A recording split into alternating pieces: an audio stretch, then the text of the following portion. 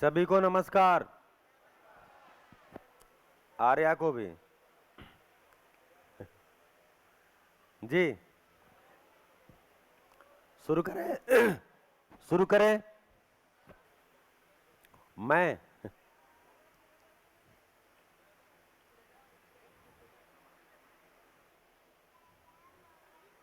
इसका क्या फोटो लोगे?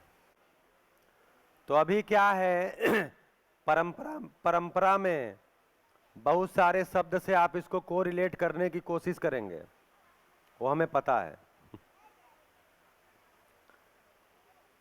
तो जब मैं यहां जीवन बोल रहा हूं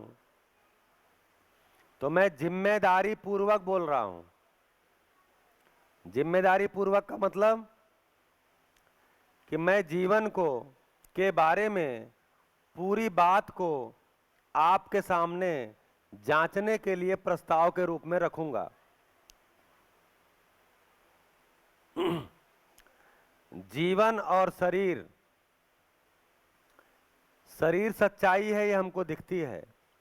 जीवन नाम की जो सच्चाई है तो अभी तक परंपरा के किसी शब्द से अगर रिलेट करने की कोशिश करेंगे तो आप उस सच्चाई को बता नहीं पाएंगे। मतलब इससे रिलेट करने की कोशिश करेंगे तो शायद कहीं जाकर के वो एक अमूर्त चीज में बदल जाएगी। अमूर्त है लेकिन उसकी फीलिंग आपको होती है। यहां जब हम जीवन की बात कर रहे हैं तो जीवन क्या है उसके स्वरूप की भी बात करेंगे। जीवन का शरीर से कनेक्शन क्या है उसके भी स्वरूप की बात करेंगे। जीवन और शरीर कैसे कनेक्ट है उसकी भी बात करेंगे। और जीवन में जो कुछ भी होता है वो आप अपने अंदर देख सकते हैं, उसकी भी बात करेंगे। इसलिए हम नया शब्द जीवन लेके आए हैं। नहीं तो परंपरा में जो शब्द हैं, मन है, आत्मा है, बुद्धि है, जो आप बता रहे थे, वो शब्द को लेकर के अगर हम यहां पर मतलब एक शब्द को लेकर के करेंगे तो फिर वो वाला चित्रण बना रहेगा और ये वाला चित्रण नहीं बनेगा। इसलिए एक शब्द लेके आए, जीवन। जीवन शब्द क्यों लेकर के आए? क्योंकि हमने उसका नाम जीवन दिया, क्योंकि वो जीना चाहता है। तो मैं शरीर नहीं हूं, मैं जीवन हूं। शरीर को चलाता हूं, शरीर को उठाता हूं, शरीर को बिठाता हूं, शरीर को लिटाता हूं, शरीर को दौड़ाता हूं, शरीर को खिलाता हूं, शरीर को पिलाता हूं। मन करेगा तो पानी पिलाता हूं, नहीं तो कुछ और भी पिला देता हूं। गुजरात में प्रतिबंध है। तो शरीर को खिलाता हूं, शरीर को पिलाता हूं। शरीर बीमार होता है तो मैं ही पीड़ित होता हूं। तो जब मैं पीड़ित होता हूं तो शरीर को ठीक करने का प्रयास करता हूं। उसके लिए मैं उचित चिकित्सक के पास जाता हूं, उसको शरीर को दिखाता हूं, भैया ये देखो शरीर क्या हो गया इसको। वो देखता है तो मैं इस शरीर को दवाई भी देता हूं।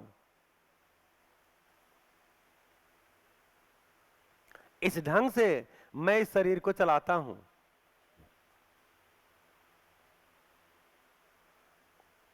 तो मैं जीवन हूं, शरीर को चलाता हूं। समाधान मेरी प्यास है, शरीर की प्यास नहीं है। समाधान मैं चाहता हूं, शरीर को कोई समाधान की जरूरत नहीं है। उसको भूख लगे तो खाना चाहिए, प्यास लगे तो पानी चाहिए, थक जाए तो सोना चाहिए, नींद चाहिए। अगर वो थक गया और आप उसको नहीं सुला रहे हैं तो क्या होगा? फिर अपने आप को हॉस्पिटल में ले जाकर सुला देगा, है कि नहीं? या आप बीमार पड़ जाएंगे, फिर डॉक्टर ही बोल देगा 6 दिन बेड रेस्ट करो। तो शरीर को नींद लगे तो सोना चाहिए, भूख लगे तो खाना चाहिए, प्यास लगे तो पानी चाहिए, ठंडी लगे तो स्वेटर चाहिए यानी गर्म चीजें चाहिए, गर्मी लगे तो ठंडी चीजें चाहिए। तो वस्तु ही चाहिए। तो चूंकि शरीर सीमित है आकार में, इसलिए शरीर की सारी जरूरतें भी सीमित हैं। थोड़ा इनको इनको अंतर को इस ढंग से भी देखें। तो अगर मात्रा के आधार पे देखेंगे तो शरीर को जो भी चीजें चाहिए वो कितनी चाहिए, मात्रा के आधार पे सीमित। जीवन को जो भी चीजें चाहिए असीमित। समय के आधार पे शरीर को जितनी चीजें चाहिए वो जब जरूरत हो तब चाहिए, यानी सामयिक है। सामयिक का मतलब टाइम टू टाइम। जब भूख लगे तब खाना चाहिए, लेकिन जब भूख लगे तभी खाना चाहिए। बिना भूख के खाना नहीं चाहिए। और शरीर को अगर बिना भूख के खिलाए तो क्या होगा, बीमार होगा।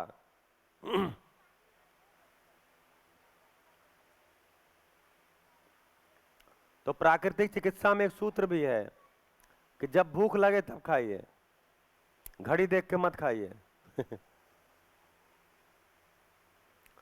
तो शरीर की सारी जरूरतें सामयिक हैं समय के आधार पे, और जीवन की सारी जरूरतें निरंतर हैं।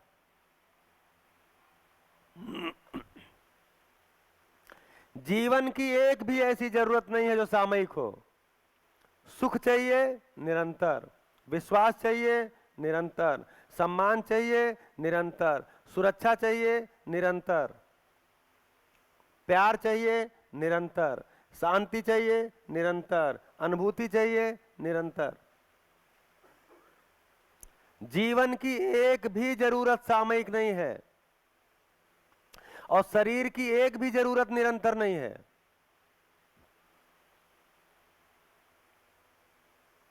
हमको क्या लग गया, शरीर को ही सब चाहिए, तो शरीर के माध्यम से ही निरंतरता में लग गए। उसी को सूत्र रूप में लिखा, सुविधा बराबर सुख नहीं है।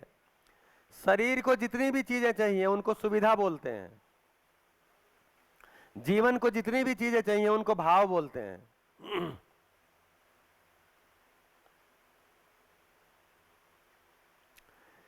शरीर को मिलेंगी कैसे, पूरी कैसे होंगी?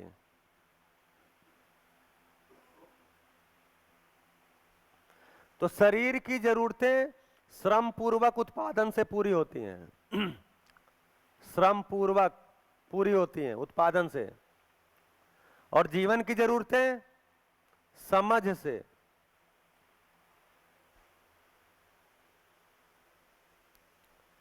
शरीर की सारी जरूरतें श्रम पूर्वक उत्पादन से पूरी होती हैं। जैसे आपको अगर चावल मिल रहा है, आटा मिल रहा है, गेहूं मिल रहा है, तो भले आपने श्रम न किया हो लेकिन किसी ने किया है तब मिल रहा है। मुझे कार मिल रहा है क्योंकि शरीर की जरूरत है, उसको 1 घंटे में अहमदाबाद पहुंचना है। तो कार की औकात क्या है कि आपके शरीर को लाद के कहीं पहुंचा देती है। इतनी औकात है। तो कार मेरे पास है तो किसी ने श्रम किया है तब है। तो शरीर की जितनी भी जरूरतें हैं वो श्रम पूर्वक ही प्राप्त होंगी। वो श्रम मैं किया हूं या कोई दूसरा किया होगा, लेकिन श्रम पूर्वक ही मिलेगा। जीवन की कोई भी जरूरत श्रम से पूरी नहीं होती। अब आपको प्यार नहीं, आपको सुख नहीं हो रहा, सम्मान नहीं मिल रहा है, अब कितना श्रम करेंगे कि सम्मान मिल जाएगा? तो सम्मान को समझना पड़ता है, विश्वास को समझना पड़ता है। तो सम्मान को समझते हैं तो क्या होता है, सम्मान पूर्वक जीने लगते हैं। विश्वास को समझते हैं तो क्या होता है, विश्वास पूर्वक जीने लगते हैं। प्रेम को समझते हैं तो क्या होता है, प्रेम पूर्वक जीने लगते हैं। तो ये समझने से ही पूरी होती है। फिर मूल्य के बारे में आप लोग बताए भी थे, कीमत मतलब मूल्य। तो इसको खरीद सकते हैं,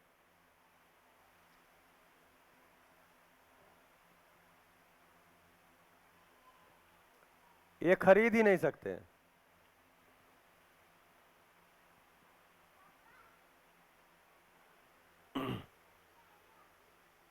हाँ जी, माइक।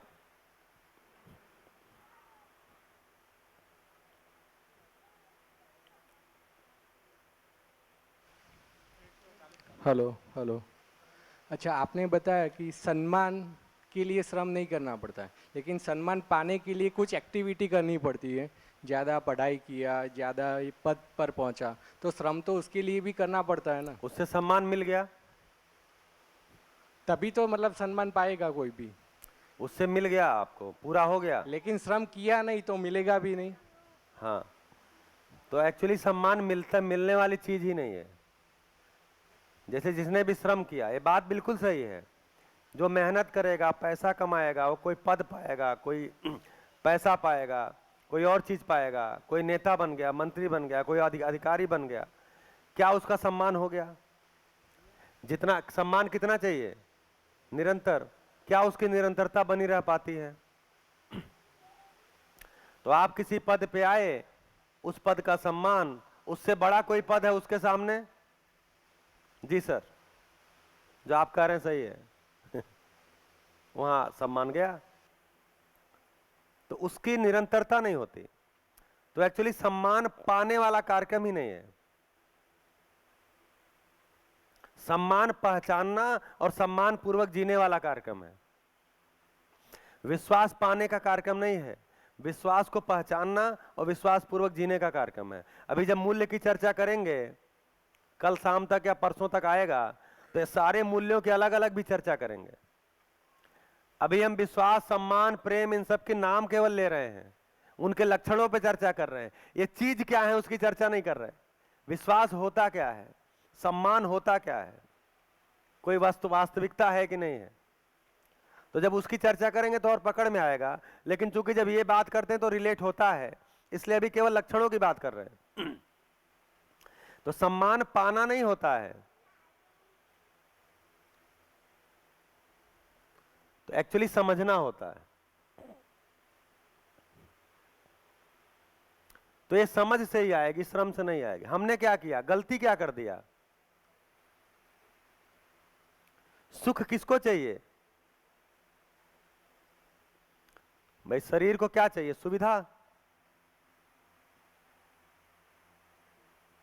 और जीवन को क्या चाहिए? सुख।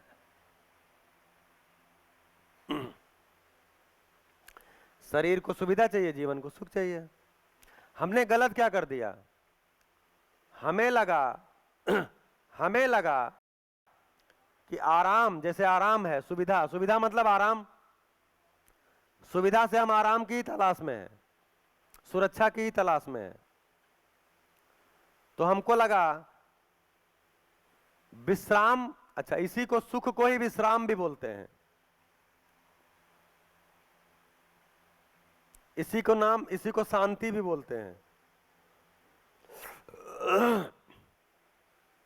सुख हो गया और उसकी निरंतरता हो गई, इसी को विश्राम बोला। हमको क्या लगा, शरीर को विश्राम चाहिए, शरीर को खूब आराम चाहिए,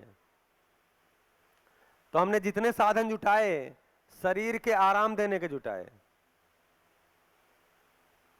जबकि शरीर, सुविधा से क्या रहेगा शरीर? सुविधा से शरीर को क्या उपलब्धि होगी? स्वस्थ रहेगा। शरीर को स्वस्थ रहना चाहिए।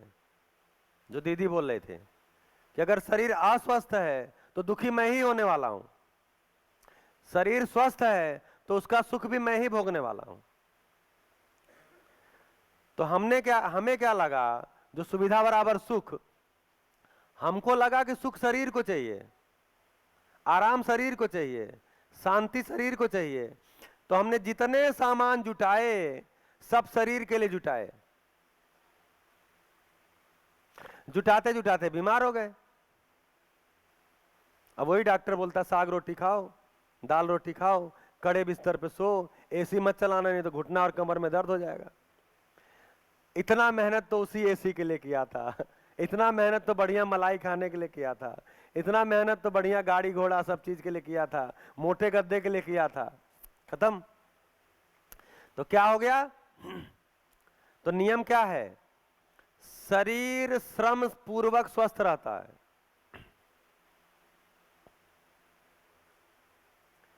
शरीर श्रम पूर्वक स्वस्थ होता है और जीवन विश्राम पूर्वक स्वस्थ होता है, यानी शांति पूर्वक सुख पूर्वक स्वस्थ होता है।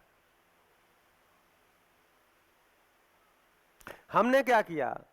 हमने समझ लिया कि शरीर को विश्राम चाहिए, उसके लिए बहुत सारा सामान चाहिए, उसके लिए हम मन को दिन रात काम में लगा के रखे हैं, जीवन को दिन रात काम में लगा के रखे हैं। आज दिन भर कुछ किया, रात में सोते समय सोच रहे हैं कल क्या करेंगे, कल क्या करेंगे, कल कैसे और आएगा, कल कैसे और आएगा, नींद ही नहीं आ रही है। तो शरीर का भी कबाड़ा किया और जीवन का भी कबाड़ा किया। शरीर का क्या कबाड़ा किया? उसको आराम देने के चक्कर में आ गए, जबकि वो श्रम से स्वस्थ होता है। जीवन को क्या कबाड़ा किया कि शरीर को आराम मिले, इसके लिए जीवन को 24 घंटे काम में लगा के रखें। भाई मल्टीनेशनल कंपनीज में क्या करते हैं? बहुत सारे लोग हो सकता है जुड़े हों, तो देखिए सच्चाई को तो सभा में रखना ही चाहिए, वो अपना अपना बिजनेस है, वो अलग बात है। क्या करते हैं? आपको आपके घर के जो युवा जाते हैं उनको सुविधा प्रोवाइड करा देते हैं, बढ़िया ऑफिस, चैम्बर, वातानुकूलित, उसके अंदर बैठे हैं, चाय वहीं आ रही है, कॉफी वहीं आ रही है, ब्रेकफास्ट वहीं आ रहा है, भोजन भी वहीं आ रहा है, जो चाह रहे हैं वो आ रहा है, बढ़िया से सुविधा दे के रखे हैं और 16-16 घंटे काम कराते हैं और जाते समय भी काम बता के देते हैं कि कल क्या करना है, चाहो तो घर से करके आना। ऐसी स्थिति है। तो क्या है, हमको चूंकि लग गया है कि सुविधा ही सुख है, तो हमको बहुत अच्छा लगता है और हम अपने जीवन को तंग करते रहते हैं। फिर उसके बाद ऐसे वर्कर्स को स्ट्रेस मैनेजमेंट की ट्रेनिंग देनी पड़ती है। भैया बुलाओ किसी स्ट्रेस मैनेजर को, स्ट्रेस मैनेजमेंट करे वो। क्यों? क्योंकि तनाव बहुत हो गया है कर्मचारियों को, तनाव ज्यादा हो गया तो काम नहीं हो पा रहा है। वो घर में भी जाके झगड़ा लड़ाई कर रहे हैं, वो भी गड़बड़ है, छुट्टी ले रहे हैं, घर वालों को भी घुमा नहीं पा रहे हैं। कैसे स्ट्रेस मैनेजमेंट होगा? तो हम फिर एक नया सेक्टर खड़ा करते हैं कारपोरेट बिजनेस का, स्ट्रेस मैनेजमेंट सेक्टर। अभी परसों से हम स्ट्रेस मैनेजमेंट पे ही बात कर रहे हैं, अलग से सेक्टर की जरूरत ही नहीं है। तो देखिए, जहां जिस कंपनी में, जिस संस्था में, जिस विद्यालय में परिवार भाव आता है, वहां स्ट्रेस मैनेजमेंट की आवश्यकता नहीं होती। परिवार भाव का मतलब ही है कि मैं भी जीवन हूं, आप भी जीवन हो। जो जो चीजें मुझे चाहिए, मुझे सुख चाहिए, संतोष चाहिए, विश्वास चाहिए, सम्मान चाहिए, आपको भी सुख चाहिए, संतोष चाहिए, विश्वास चाहिए, सम्मान चाहिए, तो हम आप मिल करके विश्वास, सम्मान, कृतज्ञता के साथ ही आगे बढ़ पाएंगे। तो परिवार भाव इसी को बोलते हैं। परिवार भाव हो गया तो आपका काम आसान हो जाता है, अलग से कोई स्ट्रेस मैनेजमेंट की आवश्यकता नहीं पड़ती। क्योंकि जो वर्कर है हमारे यहाँ काम करने आता है, वो भी परिवार भाव से आता है। उसके पास टाइम है तो ज्यादा काम करके जाएगा, नहीं टाइम है तो आपसे स्पष्टता से, पारदर्शिता से बताएगा कि देखिए मुझे ये परेशानी है, मेरे घर में थोड़ा सा दिक्कत है, मैं इसको मैनेज करूंगा। नहीं तो बार बार छुट्टी लेता है, आप परेशान होते हैं क्यों छुट्टी लेता है। फिर बाद में पता चलता है वो तो नींद की गोली खाता है, उसको स्ट्रेस ज्यादा हो गया। तो हम स्ट्रेस मैनेजमेंट के वर्कशॉप करते हैं। फिर तो क्या चीज है? जीवन और शरीर में संतुलन की आवश्यकता है। जीवन और शरीर में संतुलन की आवश्यकता है। तो जीवन को जीवन समझा जाए, शरीर को शरीर समझा जाए, शरीर को श्रम में लगाया जाए और जीवन को समाधान में लगाया जाए, समझ में लगाया जाए। और मजे की बात,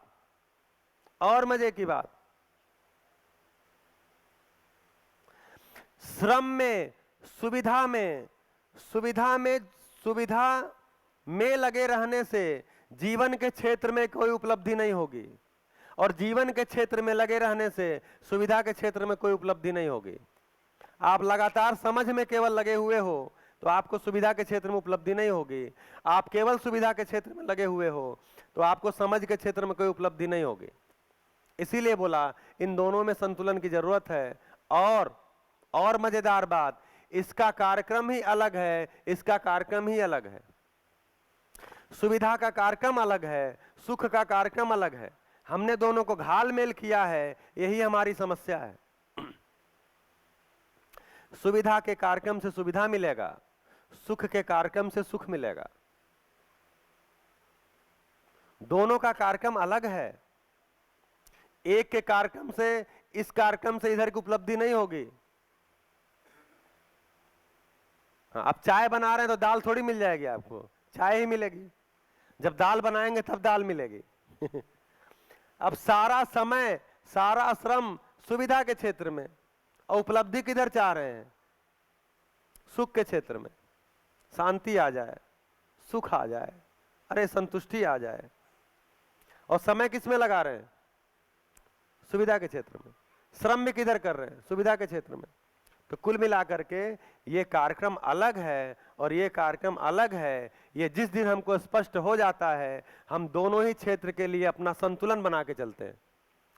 शरीर और जीवन के कार्यक्रम में संतुलन बना के चलना शुरू कर देते हैं। तो क्या पकड़ में आया? मैं जीवन हूं, शरीर को चलाता हूं, शरीर मेरा साधन है। साधन को ठीक रहना ही चाहिए, साधन को बढ़िया से रहना चाहिए, क्योंकि साधन का मतलब ही है कि जो समय पे काम आए, तभी उस साधन की उपयोगिता है। जो साधन समय पे काम ना आए, उस साधन की कोई उपयोगिता है ही नहीं है। तो शरीर मेरा साधन है, इसलिए साधन को ठीक रहना चाहिए, अर्थात शरीर को स्वस्थ रहना चाहिए। शरीर कैसे स्वस्थ रहेगा वो भी समझने का कंटेंट है। मुझे समाधान चाहिए, मुझे क्या क्यों कैसे का उत्तर चाहिए। मैं समाधान से तृप्त होता हूं, मैं साधन से तृप्त होता ही नहीं हूं। मेरे शरीर को सुविधा चाहिए, मेरा शरीर सुविधा से तृप्त होगा, मेरा जीवन समाधान से तृप्त होगा, मेरा जीवन सुख चाहिए, शांति चाहिए, संतोष चाहिए, उससे तृप्त होगा। उसको समझना पड़ता है। शरीर स्वस्थ रहने से मेरे जीवन में कोई उपलब्धि नहीं हो जाएगी। केवल शरीर स्वस्थ रहने से कोई उपलब्धि नहीं होगी। शरीर को स्वस्थ रहना ही चाहिए, मेरा साधन है। कार को बढ़िया सर्विसिंग करा के, बढ़िया से धुलाई की सफाई करके रखना ही चाहिए, क्योंकि अगर नहीं ठीक रहेगा तो टाइम पे जाएंगे कैसे? पता चलेगा सर्विसिंग नहीं टाइम से कराए, उसमें मोबिल वगैरह ठीक से डाल के नहीं रखे, इंजन ऑयल वगैरह। अब आपको जाना है, एकाएक बॉम्बे जाना पड़ेगा, कैसे जाएंगे? डर हो जाएगा, पता नहीं रास्ते में कहीं खराब ना हो जाए, खराब भी हो सकती है। तो साधन को ठीक रहना ही चाहिए, शरीर को स्वस्थ रहना ही चाहिए, लेकिन शरीर को स्वस्थ रखना ही पूरा कार्यक्रम नहीं है। उससे आपको सुख के क्षेत्र में कोई उपलब्धि नहीं हो जाएगी। तो मैं जब अध्ययन कर रहा था तो घर पे आया था 2 महीने बाद गोरखपुर। तो वहां से एक ही ट्रेन जाती थी, वो भी रात में 11 बजे रायपुर के लिए। तो मेरे पिताजी रिटायर हुए थे 2007 में, पुलिस में थे वो। तो कुछ कंपनियां हैं जो रिटायर लोगों को ढूंढती हैं, ये वाली दवाई खाओ, ये दवाई मेरी बहुत ही ऑर्गेनिक दवाई है, इसको खा के आप 100 साल जिंदा रह लोगे। क्योंकि रिटायर होने के बाद आदमी स्वास्थ्य को लेकर ज्यादा कॉन्शियस हो जाता है। तो वो आए, और वो कुछ लोग आए, पिताजी के मित्र लोग, कुछ लोगों को लेकर उनको बताने लगे, ये वाली दवाई, ये वाली दवाई, ये वाली दवाई, ये तो पूरी तरह से हमारी कंपनी में बिल्कुल ऑर्गेनिक खेती भी करते हैं, ऑर्गेनिक ढंग से बनाते भी हैं। बताने लगे, और हमारा जाने का टाइम हो रहा था ट्रेन का। तो पिताजी कहे, अरे तुम भी कुछ सुन लो, समझ लो। तो हम भी बैठ गए। तो उसमें बातचीत होने लगी, तो बोले कि आप रायपुर किस लिए जा रहे हो? तो हमने कहा आप दवाई क्यों बेच रहे हो? तो उन्होंने कहा दवाई बेचने से आप स्वस्थ हो जाएंगे। हमने कहा रायपुर में हम एक समझ को लेने जा रहे हैं, उससे हम सुखी हो जाएंगे। बोले बिना स्वास्थ्य के आप सुखी हो ही नहीं सकते। तो हमने कहा चलिए हम टिकट कैंसिल करा देते हैं, हम नहीं जाएंगे। आपकी दवाई खा के हम स्वस्थ हो गए, स्वस्थ होके क्या करेंगे? बोले अरे सब कुछ करेंगे। हमने कहा एक काम बताइए जो करेंगे। तो बोले अपनी नौकरी करेंगे, ये करेंगे, वो करेंगे। हमने कहा नौकरी तो बीमार होकर दवाई खा के भी कर लेंगे, लेकिन क्या स्वस्थ होकर हम सुखी हो पाएंगे? हमारे में शांति आ पाएगी? बोले नहीं, उसके लिए तो कोई पूजा पाठ और चीज करना पड़ेगा, अन्य चीज से जुड़ना पड़ेगा। तो हमने कहा देखिए, अगर स्वास्थ्य आपने दिया और शरीर स्वस्थ क्यों रखना चाहिए, इसके आगे का कार्यक्रम नहीं दिया, तो मैं अगर आज बीमार हूं तो किसी को एक घूसा मारता हूं, स्वस्थ हो जाऊंगा तो 2 घूसा मारूंगा। और क्या करूंगा? भाई मैं बीमार हूं तो 4 किलोमीटर पैदल चल लेता हूं, स्वस्थ रहूंगा तो 8 किलोमीटर चल लूंगा, उससे क्या हो जाएगा? समाधान तो नहीं हुआ, सुख तो नहीं आया, मैं विश्वास पूर्वक तो नहीं जीने लगा, सम्मान पूर्वक तो नहीं जीने लगा। बोले जी भैया आप जाओ, आपकी ट्रेन छूट जाएगी। तो कुल मिलाकर के स्वस्थ रहना एक कार्यक्रम है, लेकिन केवल स्वस्थ रहना ही कार्यक्रम नहीं है। स्वस्थ रहना ही चाहिए। उसके लिए आप जो करिए, योग करिए, प्राणायाम करिए, दवाई खाइए, आहार विहार को ठीक करिए, वो करना ही चाहिए। क्योंकि शरीर बीमार होगा तो दुखी हम ही होने वाले हैं। लेकिन एकमात्र वही कार्यक्रम नहीं है, समझ वाला भी कार्यक्रम है, क्योंकि मैं शरीर हूं और जीवन हूं, और मैं ही शरीर को चलाता हूं, मैं ही शरीर को बीमार करता हूं। शरीर खुद थोड़ी बीमार होता है, शरीर को बीमार करने वाला मैं हूं। मिट्टी को किसने खराब किया? मैंने। पानी को किसने खराब किया? मैंने। हवा को किसने खराब किया? मैंने। आहार को किसने बिगाड़ा? मैंने। जो आहार मैंने कर लिया और करने लायक चीज नहीं थी, वो किसने किया? मैंने। जो खाने की चीज नहीं थी वो खाया, किसने खाया? मैंने। तो शरीर को बीमार करने वाला मैं ही हूं। मेरा आहार, मेरे विहार को किसने बिगाड़ा? मैं देर तक सोता हूं, जबकि शरीर की सोने का एक टाइम है, उससे ज्यादा उसको सोने की आवश्यकता ही नहीं है, लेकिन मैं देर तक सोता हूं और पड़ा ही रहता हूं। शरीर में रीढ़ की हड्डी है, ज्यादातर इसको खड़े रहना चाहिए, बैठे रहना चाहिए। भाई अगर शरीर लेटने के लिए होता तो रीढ़ की हड्डी क्यों बनाते? मतलब इतने सारे टुकड़े यहां क्यों लगाते? एक फट्टा ही लगा देते। अगर लेटना ही इसका कार्यक्रम था। इसका मतलब शरीर लेटने वाली इकाई नहीं है। जब थक जाए तो विश्राम उतना ही चाहिए। तो शरीर को बीमार मैंने ही किया है, जीवन ने ही किया है। तो जीवन में निर्णय हो जाएगा तो शरीर स्वस्थ हो जाएगा। क्यों विक्रम भैया? मैं स्वस्थ होऊंगा, ये निर्णय, मेरा शरीर स्वस्थ होगा, ये निर्णय जीवन ही करेगा। जीवन निर्णय कर लेगा तो आहार विहार ठीक हो जाएगा। तो एक शब्द आता है व्यक्तित्व।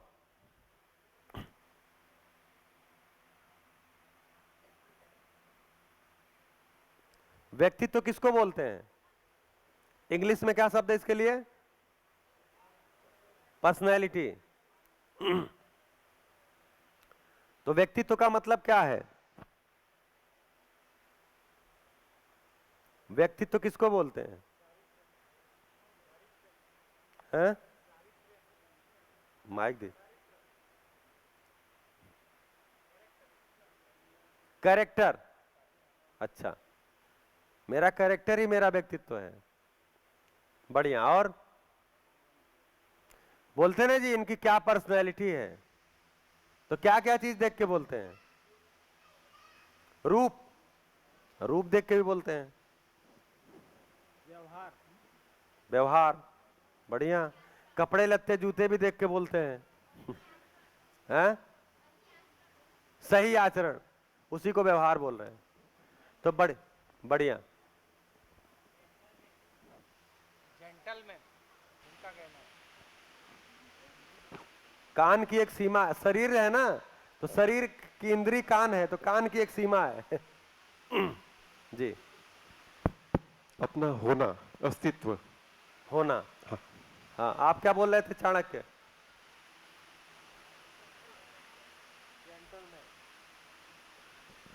सेटलमेंट। अच्छा, बढ़िया। तो देखिए, व्यक्तित्व में 3 चीजें आती हैं। ये आपके सामने प्रस्ताव है, इसको जांच के देखिए। मैं व्यक्तित्व संपन्न हूं, उसमें 3 चीजें आती हैं: आहार, विहार और व्यवहार।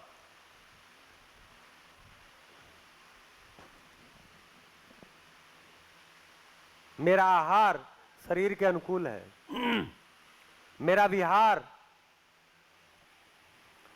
मेरा विहार मेरे शरीर और मेरे वातावरण और मेरे सुखी होने की तरफ ले जाती है। मेरा व्यवहार तालमेल पूर्वक है, मैं जिसके साथ भी संबंध है उसको पूरा निभाता हूं और उसमें हार्मनी रखता हूं। मैं अपने तरफ से निर्वाह करता हूं, दूसरे की योग्यता नहीं है, वो नहीं कर पाता, वो अलग बात है, लेकिन मैं अपने तरफ से व्यवहार को पूरा निर्वाह करता हूं। ये मेरा व्यक्तित्व है। इससे कम में व्यक्तित्व की परिभाषा नहीं हो सकती और इससे ज्यादा चाहिए भी नहीं। ये 3 चीजें अगर मेरी व्यवस्था के अनुरूप हो गई, सही हो गई का मतलब व्यवस्था के अनुरूप हो गई। शरीर एक व्यवस्था है, जीवन एक व्यवस्था है। तो मेरा शरीर अगर स्वस्थ रह रहा है और मेरा जीवन समाधान संपन्न है, यही मेरा व्यक्तित्व संपन्नता है।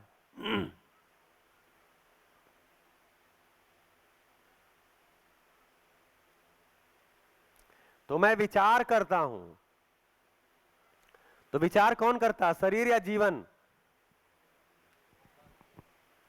है? मन, जीवन। विचार जीवन में होता है।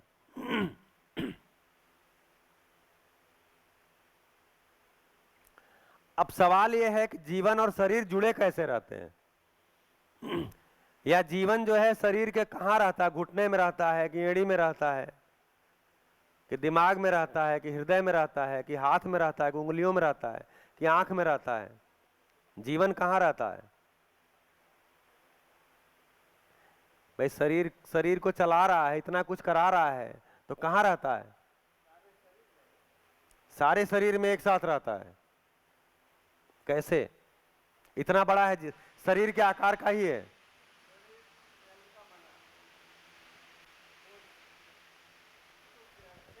सिर्फ चैतन्य नहीं है। हाँ,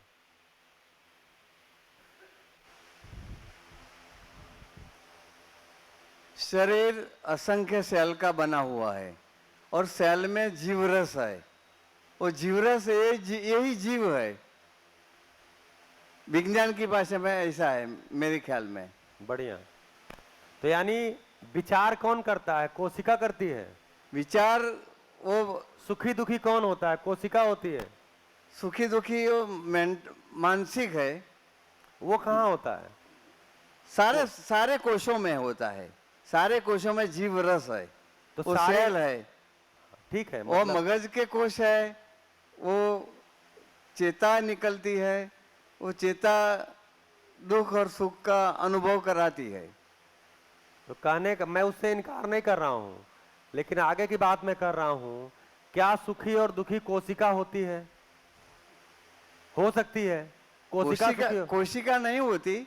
सुख और दुख का अनुभव मगज से होता है। तो मगज भी क्या है? वो कोशिका ही तो है। वो दिखता नहीं, सर्व कुछ है।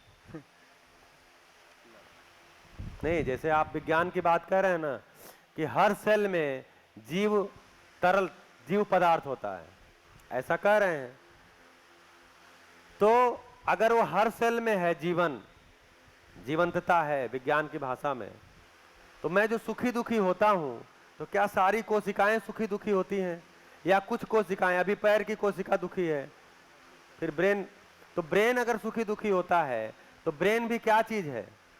कोशिका ही की एक संरचना है। ब्रेन क्या है? एक अंडाकार चीज है कोई, उसमें से बहुत सारे एंटीना निकले हुए हैं और एक तरल पदार्थ में वो डूबा हुआ है। ऐसा ही देखा गया ना ब्रेन को। हाँ जी। हेलो, माइंड और मगज में सब होता है, वहाँ पर मतलब मेमोरी स्टोरेज जैसा कुछ होता है और वो लॉजिकल थिंकिंग करता है। तो उसके माइंड हिसाब क्या से है और मगज क्या है? दोनों एक ही चीज है या अलग अलग है? क्योंकि एक ही है। अभी जो साइकोलॉजी में माइंड बोलते हैं वो ब्रेन को नहीं बोलते हैं। लेकिन वो मतलब जो स्टोरेज है, मतलब ब्रेन और माइंड एक ही चीज है कि अलग अलग है? शायद अलग अलग होगी। जैसे कंप्यूटर है तो उसका स्टोरेज एक अलग होता है, लेकिन वो स्टोरेज को मतलब प्रोसेस रैम भी होता है, वो टेम्पररी स्टोर करता है और वो मतलब लॉजिकल भी करता है। तो ऐसा हो सकता है।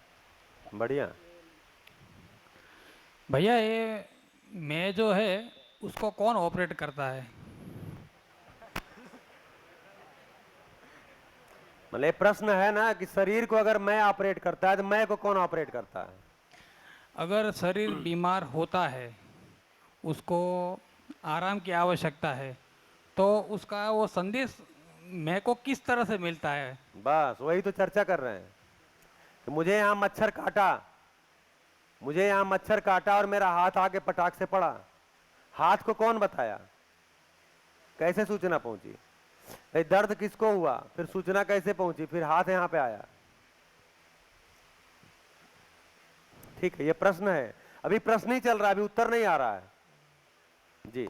कुछ कुछ उत्तर आ रहे हैं, जैसे ये भाई बोल रहे थे कि माइंड से होता है, हेलो। आप बोल ये- रहे थे कि कोशिका। भैया जी। ये मैं जो है वो मन है। हाँ, मैं का जो इस कंटेंट में कहा गया है, देखिए जब मन हम बोल रहे हैं तो हम कहीं ना कहीं से उस शब्द को सुने हैं या उसको जांचे हैं, वहां से बोल रहे हैं। जीवन विद्या का जो कंटेंट है, इसमें मन जो बोला गया है वो जीवन की एक बल है, एक केवल हिस्सा है। पूरा ही जीवन मन नहीं है।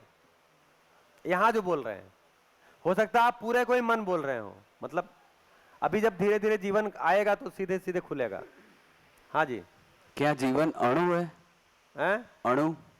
अणु?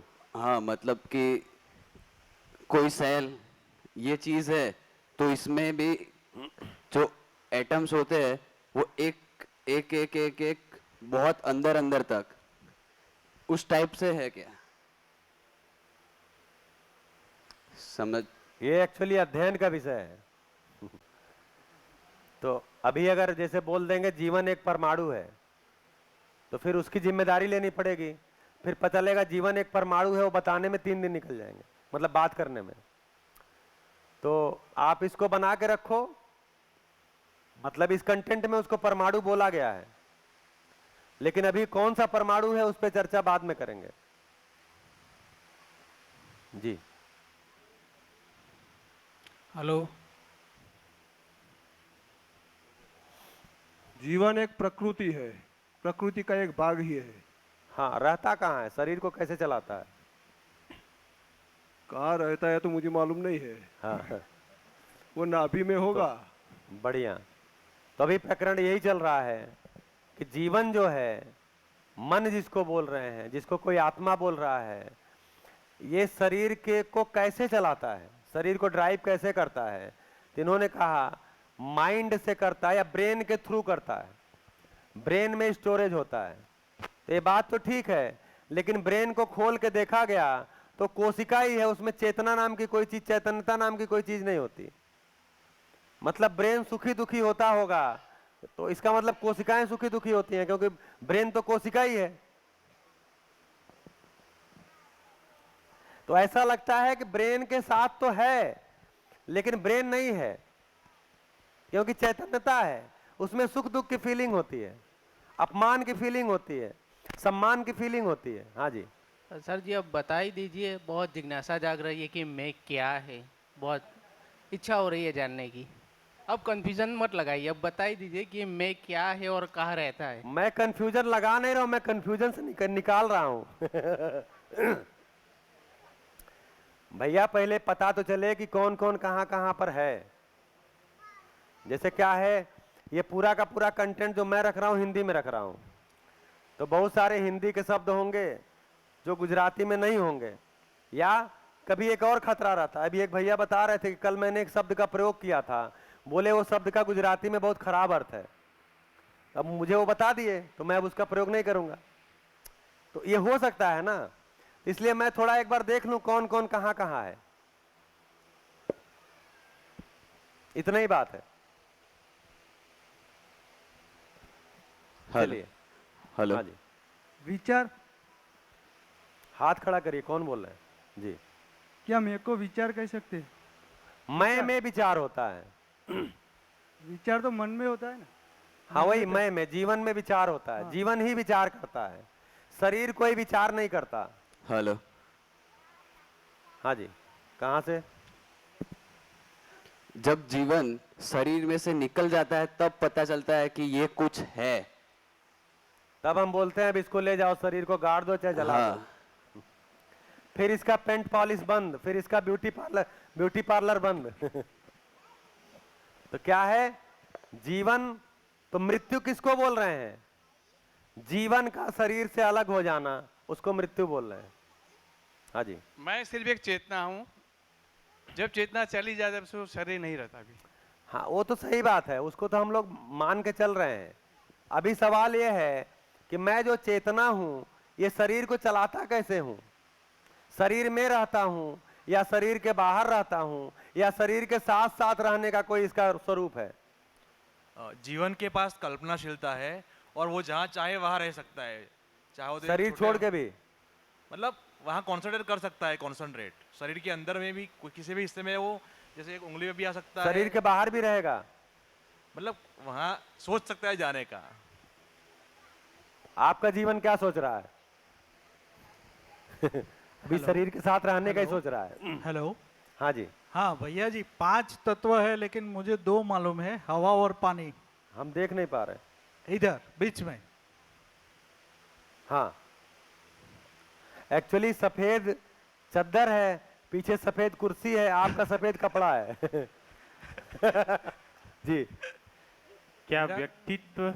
हाँ, हेलो, क्या बोल रहे थे? व्यक्तित्व, हाँ व्यक्तित्व जीवन है। हाँ, जीवन व्यक्तित्व संपन्न होना चाहिए। मतलब जीवन जब भी संपन्न होगा तो व्यक्तित्व संपन्न ही होगा। जी बढ़िया। हाँ भैया। हाँ सर, मैं ये कह रहा था 5 तत्व है, शरीर वही चलाता है, हवा, पानी आदि। उससे शरीर बना है, जीवन थोड़ी उससे बना है। Okay sir. हेलो, हाँ जी, जो हमारे मन में विचार होते हैं, उद्भवते हैं, उसको जो देखता है यानी कि दृष्टा है। हम जो भी क्रिया करते हैं, विचार होते हैं, प्रतिक्रिया देते हैं, उसको जो देखता है, वो निरीक्षण जीवन करता है। वो जीवन है। बहुत बढ़िया, बढ़िया। वो कहाँ रहता है, कैसे रहता है, शरीर के साथ कैसे बना रहता है?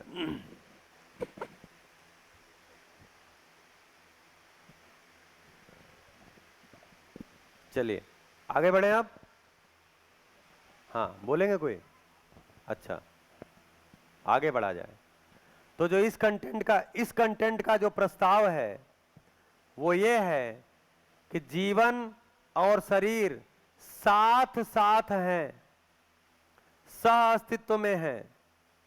और जीवन जैसे देखिए, अस्तित्व में रचना देखिए कैसे रचना हुई है। पदार्थ थे, पानी का संयोग हुआ तो पेड़ पौधे हो गए, पशु पक्षियों का शरीर हो गया और मानव का शरीर हो गया। तो पेड़ पौधे हो गए मतलब कोशिका बनी, कोशिका से पेड़ पौधे बन गए, फिर उसी में से एक तरह की और कोशिका थी, उससे पशु पक्षी के शरीर बन गए और मानव के शरीर बन गए। ये रचना है, इसको क्या बोलते हैं? रचना बोलते हैं। रचना हुआ। तो अभी तक जितनी रचनाएं अस्तित्व में प्रकृति में हुई है, उसमें सबसे उच्च कोटि की रचना क्या है जी? मानव शरीर। क्या है? मानव शरीर। और मानव शरीर में भी सबसे उच्च कोटि की रचना क्या है? मानव मस्तिष्क, ब्रेन। मानव शरीर जो है उसमें चेता तंत्र है। कहां भी है? हाँ। सबसे अच्छा चेता तंत्र मनुष्य का है, इसीलिए वो सब सुख दुख जान सकता है। चेताएं मगज को क्रिएट करती है और मगज से हम सब क्रियाएं कर सकते हैं। बहुत बढ़िया। तो जो मगज है यानी ब्रेन है, उसके थ्रू ही जीवन शरीर से कनेक्ट होता है। आप रचना देखिए ना, कैसी रचना हुई? पेड़ पौधों की रचना हुई। इन पेड़ पौधों को कोई जीवन नहीं चलाता, क्योंकि सुखी दुखी नहीं होते, ये व्यवहार नहीं करते, ये आचरण जो करते हैं वो नियम पूर्वक करते। यहाँ न्याय की आशा नहीं है। पशु पक्षी में आए तो पशु पक्षी के शरीर में भी ब्रेन होता है, लेकिन उनका ब्रेन पूर्ण समृद्ध ब्रेन नहीं होता। इसीलिए वही जीवन इसको भी चलाता है, लेकिन इसको चला के तृप्त नहीं हो सकता।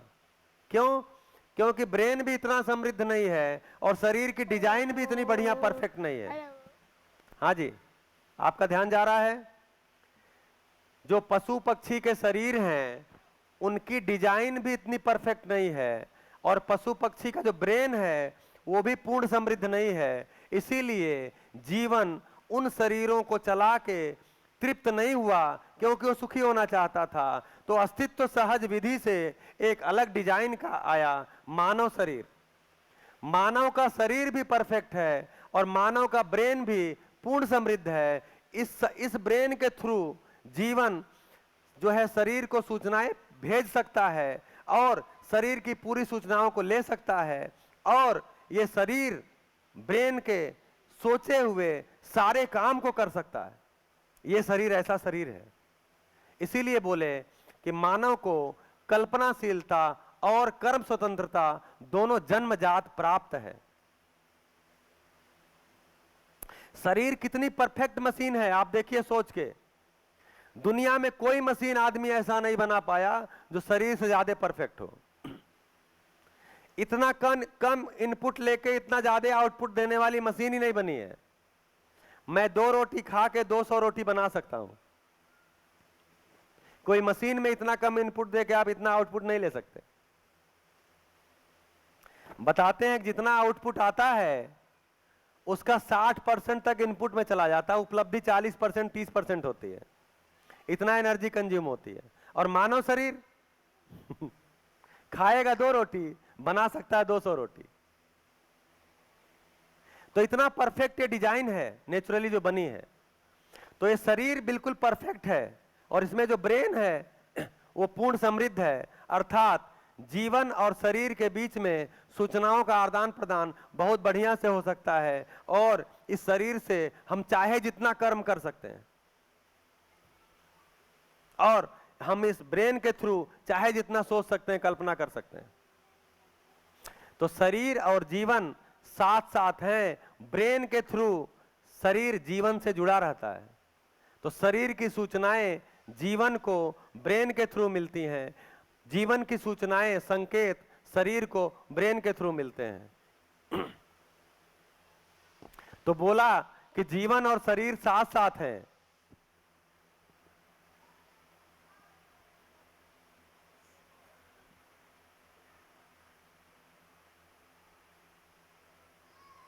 ये देख लीजिए किसका शरीर है। तो ये मानव शरीर है, इसको जीवन चलाता है। कैसे चलाता है? तो यहां एक ब्रेन है, उसके थ्रू चलाता है। तो कोई भी सूचना ब्रेन को आई, शरीर वैसा एक्शन कर दिया। शरीर में कोई संवेदना हुई, कोई पीड़ा हुई, उसकी सूचना ब्रेन के थ्रू जीवन को गई, और जीवन उसमें कुछ प्रोसेस करके फिर शरीर को सूचित कर दिया। ये क्रिया हमारे में चलती ही रहती है, चलती ही रहती है, चलती ही रहती है। अब जीवन रहता कहां है? तो इससे क्या लगता है ये सारी चीजें स्थूल हैं, जो सुविधाएं हैं वो स्थूल हैं, मतलब उनका भार होता है। यहां एक चीज और छूट गया, जितनी भी जीवन की चीजें होते हैं, सुविधाएं हैं, वो भार वाली हैं। शरीर की सारी जरूरतें भार वाली हैं और जीवन की सारी जरूरतें भारहीन हैं। तो जितनी भी सुविधाएं हैं वो स्थूल हैं और जितने भी ये भाव हैं ये भारहीन है, मतलब सूक्ष्म है, सूक्ष्म है, सूक्ष्म है। तो जीवन की सारी आवश्यकताएं सूक्ष्म है, इसलिए जीवन भी बहुत सूक्ष्म है। इसलिए जीवन पूरे शरीर को एनवेलप किए रहता है, अर्थात अब आपकी बात यहां कनेक्ट होगी, हर कोशिका से हर क्षण हॉरिजेंटल और वर्टिकल मोशन करता हुआ शरीर को जीवंत बनाए रखता है। पूरे शरीर में वर्टिकल हॉरिजेंटल मोशन करता हुआ शरीर को जीवंत बनाए रखता है और ब्रेन के थ्रू कनेक्ट रहता है, सूचनाओं का आदान प्रदान करता है। यह गति बहुत ही तीव्र होती है।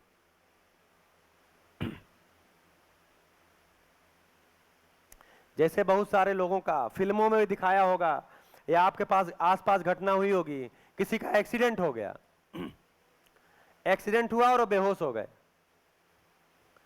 और जब बेहोश हुए हॉस्पिटल में उनको ले जाया गया तो वहां पर पता चला कि इनका पैर बिल्कुल बेकार हो गया है, इनका पैर तो यहां से काटना होगा। तो जो परिजन होते हैं वो निर्णय लेते हैं कि भाई आदमी जिंदा बना रहे, पैर काट दो, कोई बात नहीं, पैर काट देते हैं। काटने के बाद उस आदमी को फिर रूम में लाया जाता है, शरीर पे चद्दर या कंबल रखा रहता है, उस आदमी को होश आता है और कोई लोग बैठे उनसे बातचीत शुरू करता है। तो बातचीत में उनके परिजन कहते हैं चलो कोई बात नहीं, पैर एक कट गया, कोई बात नहीं, आप जिंदा तो हो। तब उसका ध्यान जाता है, अरे पैर कट गया। इसका मतलब क्या हुआ, जीवन चूंकि बेहोश हुआ, मतलब शरीर बेहोश हुआ था, मतलब ब्रेन से जीवन की सूचना को डिस्कनेक्ट कर दिया गया था। बेहोशी का मतलब क्या हुआ, अभी भी जो बेहोश करते हैं उसका मतलब क्या करते हैं कि मस्तिष्क को शिथिल कर देते हैं, ब्रेन को, जिससे कि जीवन और शरीर के बीच में सूचना का आदान प्रदान बंद हो जाए। तो बेहोशी में शरीर और जीवन के बीच में सूचना का आदान प्रदान नहीं हुआ। जब होश आया तो जीवन की चैतन्यता जो स्वीकारता थी यहां तक अभी शरीर की थी, वहां तक वो आर पार था। जैसे ही पता चला कि पैर यहीं तक है तो हटा के देखता है, तब जाके अब स्वीकारता है यहां। तो मामला कुल स्वीकृति का ही है, स्वीकारता की ही है। तो जीवन शरीर को ऐसे वर्टिकली हॉरिजेंटली मोशन करता हुआ शरीर को जीवंत बनाए रखता है, हर कोशिका से गुजरता हुआ ब्रेन के थ्रू कनेक्ट रहता है। ऐसा इस कंटेंट का, इस दर्शन का प्रस्ताव है, आपके जांचने के लिए उपलब्ध है। लेकिन अभी हम जीवन की बात किए नहीं, अभी केवल ये बात कर रहे हैं जीवन कैसे शरीर से कनेक्ट है। अभी जीवन की बात नहीं की, जीवन क्या है। तो जीवन को समझना ही इस कंटेंट का सबसे बड़ा कार्यक्रम है, इसीलिए इसका नाम ही है जीवन विद्या शिविर। तीसरे दिन आके पता चलता है जीवन विद्या शिविर क्यों नाम है। तो जीवन का विद्या हो जाए, यानी जीवन का ज्ञान हो जाए, उसके लिए शिविर है। सुखी दुखी जीवन हो रहा है, सारे लड़ाई झगड़े जीवन करा रहा है, भुगत रहा शरीर, सारा मलाई रसगुल्ला और फालतू चीजें जीवन को खाने के चक्कर में पड़ा हुआ है, भुगत रहा शरीर। तो भोजन किसको चाहिए, भोजन किसको चाहिए और स्वाद किसको चाहिए। अब पता चल रहा क्यों ज्यादा खा लेते हैं स्वादिष्ट चीज। हाँ जी, भोजन शरीर को चाहिए और स्वाद मन को चाहिए, जीवन को चाहिए। बढ़िया। तो भोजन शरीर को चाहिए, स्वाद जीवन को चाहिए। तो आपको ध्यान आ रहा है क्यों स्वादिष्ट चीज आप ज्यादा खा लेते हैं। क्योंकि स्वाद से सुखी होने का कोशिश करते हैं। और सुख कितना चाहिए? सुख कितना चाहिए? ज्यादा। तो अब अगर स्वादिष्ट भोजन है तो स्वादिष्ट भोजन कितना चाहिए? ज्यादा। इसलिए हमारी ओवर ईटिंग होती है, हम ज्यादा खा लेते हैं, क्योंकि स्वाद शरीर को चाहिए ही नहीं। स्वाद शरीर के माध्यम से मिलता है, वो सही है भाई। जीभ पे टेस्ट बड्स होते हैं, उन पे पड़ता है, तो स्वाद मिलता किसको है? मुझे मिलता है, शरीर को नहीं मिलता। शरीर को चाहिए भी नहीं स्वाद। देखिए, शरीर को खाना भी क्यों चाहिए?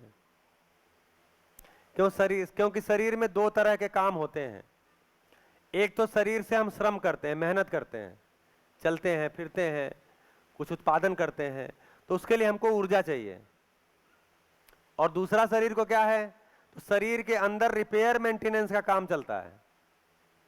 नई कोशिकाएं बनती हैं, पुरानी कोशिकाएं खत्म होती हैं, तो रिपेयर मेंटेनेंस का काम होता है। तो शरीर को ऊर्जा चाहिए, और रिपेयर मेंटेनेंस के लिए मिनरल, विटामिन्स, ये सारी चीजें चाहिए। प्रोटीन चाहिए ग्रोथ के लिए, कार्बोहाइड्रेट चाहिए एनर्जी के लिए। तो ये तो सब विज्ञान में लिखा हुआ है। तो शरीर को क्या चाहिए? तो शरीर को ऊर्जा चाहिए काम करने के लिए, और रिपेयर मेंटेनेंस के लिए कुछ चीजें चाहिए। शरीर को कोई स्वाद नहीं चाहिए, स्वाद मुझे ही चाहिए। खाने में स्वाद इसलिए रख दिया कि अगर स्वाद नहीं होगा तो आप खाएंगे ही नहीं, तो शरीर बेचारा तो मर ही जाएगा। इसलिए स्वाद है उसमें, है नेचुरली उसमें स्वाद है। स्वाद को हम पहचानते हैं, लेकिन स्वाद के चक्कर में पड़ जाते हैं तो शरीर पे कोई न कोई आरोपण कर देते हैं, हम ज्यादा खा लेते हैं, या जो चीज नहीं खाना वो खा लेते हैं। तो कोई चीज स्वादिष्ट है, इससे ये सिद्ध नहीं हो जाता है कि वो चीज मेरे शरीर के अनुकूल भी है। और कोई चीज मेरे शरीर के अनुकूल है, वो स्वादिष्ट भी होगी, कोई जरूरी नहीं है। लेकिन भोजन कैसा बनाया जाए जो शरीर के अनुकूल भी हो और स्वादिष्ट भी हो, ऐसा भोजन बनाया जाए। तो जब हम लोग अध्ययन के लिए 2009 में या छोटी में आए 60 लोग, तो वो पहला अध्ययन शिविर शुरू हुआ था। उसके पहले अध्ययन शिविर व्यवस्थित ढंग से होता नहीं था। तो उस समय आदरणीय नागराज जी ने महाराज को बुलाया जो खाना बना रहे थे। जलंधर नाम था उनका, हेमराज और जलंधर। हेमराज उस समय छोटा था, बड़ा हो गया। आप में से छोटी गया कोई? नहीं गए।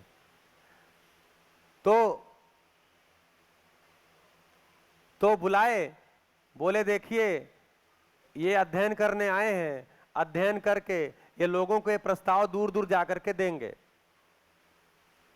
हमको पता नहीं था, हमको तो लगता था पता नहीं हम अध्ययन कर पाएंगे नहीं कर पाएंगे, लेकिन आदरणीय नागराज जी को पता था कि बाद में गुजरात जाएंगे। मतलब एक संभावना होती है ना, आदमी समझेगा तो बताएगा ही, व्यक्त ही होगा। आप जो समझते हो व्यक्त ही होते हैं, रह नहीं पाते। शिविर क्या चीज है? लोग बोलते हैं शिविर का आप लोग पैसा क्यों नहीं लेते? आप शिविर लेते हो, हमारे कोई मित्र पैसा नहीं लेते शिविर लेने का। तो हम बोलते हैं देखिए शिविर में है क्या चीज, कि एक कंटेंट है। इस कंटेंट को मैंने समझने की कोशिश किया है, जितना समझा है उसको जीने की कोशिश किया है, उसका सुख मेरे साथ बना हुआ है। मैंने समस्त मानव जाति को अपना परिवार माना हुआ है। तो आप अगर कोई चीज बाहर से कुछ सुन के आते हो अच्छी चीज, तो अपने परिवार में बैठ के चर्चा करते हैं कि नहीं करते हैं? करते हैं। तो उसका फीस चार्ज करते हैं। नहीं पैसा दो तब हम बताएंगे, नहीं करते। तो जब हमने मानव जाति को परिवार मान लिया और कोई कंटेंट मेरे पास है, उस पर बातचीत करेंगे, तो उसका पेमेंट लेना का मतलब ही खत्म हो गया। आवश्यकता ही नहीं है। तो लोग बोलते हैं आप शिविर क्यों लेते हो? तो हम बोलते हैं मानव क्या चाहता है? सुख चाहता है। तो मैं शिविर क्यों लेता हूं? सुखी होने के लिए। तो मैं अपने सुखी होने के लिए शिविर ले रहा हूं, तो उसमें आपसे पेमेंट की क्या जरूरत है? मामला ऐसे सेटल हो जाता है।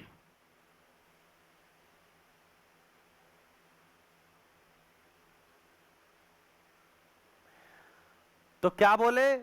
बोले कि देखो ये लोग दूर दूर जाएंगे, इस कंटेंट का प्रस्ताव रखेंगे, लोगों से बातचीत करेंगे, तो इनको स्वस्थ भी रहना है, इनका अध्ययन बढ़िया से हो, लेकिन स्वाद भी खाने में होना चाहिए।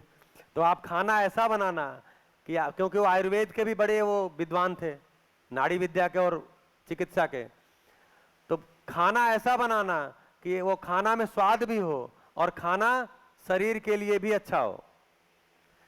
जैसे दो शब्द आते हैं, अच्छा लगना और अच्छा होना।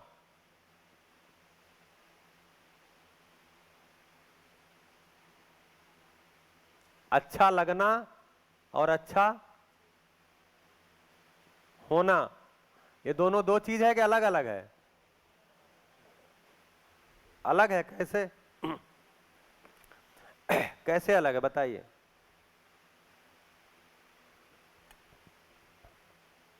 अच्छा लगना,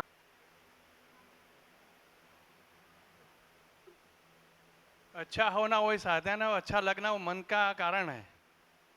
जिस तरह कोई रोगी होता है, जो जो पैदा को जो खिलाता है, वो जो अन्न खाता है वो भी गड़पण वाला होता है, और जो रोगी खाता है उसको भी कड़वा लगता है। मतलब अच्छा होना उसे मन का कारण है।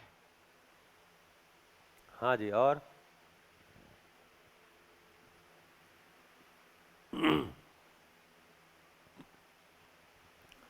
जैसे ठंडी का सीजन है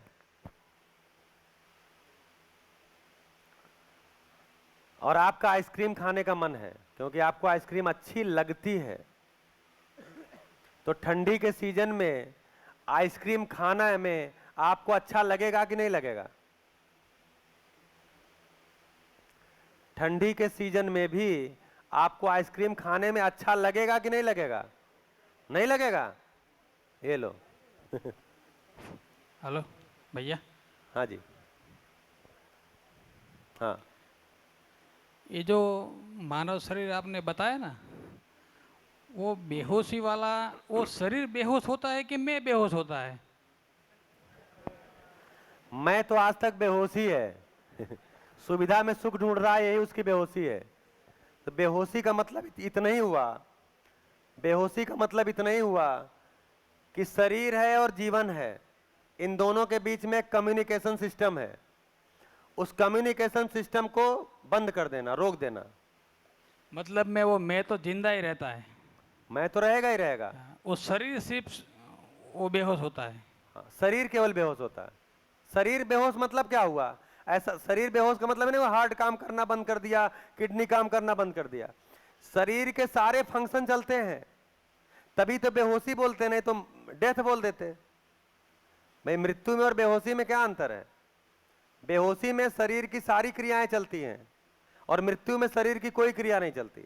मतलब में वो दवा का असर पहले मैं पे होता है और वो शरीर को संदेश देता है। किसका? कोई भी बेहोशी की दवा पेशेंट को पिलाई जाती है तो उसका वो मैसेज पहले मैं पे जाता है। मैं से कोई मतलब ही नहीं है उसका।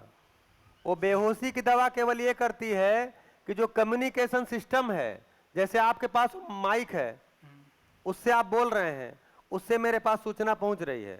अब मैं माइक की बैटरी ही निकाल दिया, अब आप बोलिए, नहीं मेरे तक कोई सूचना नहीं आएगी।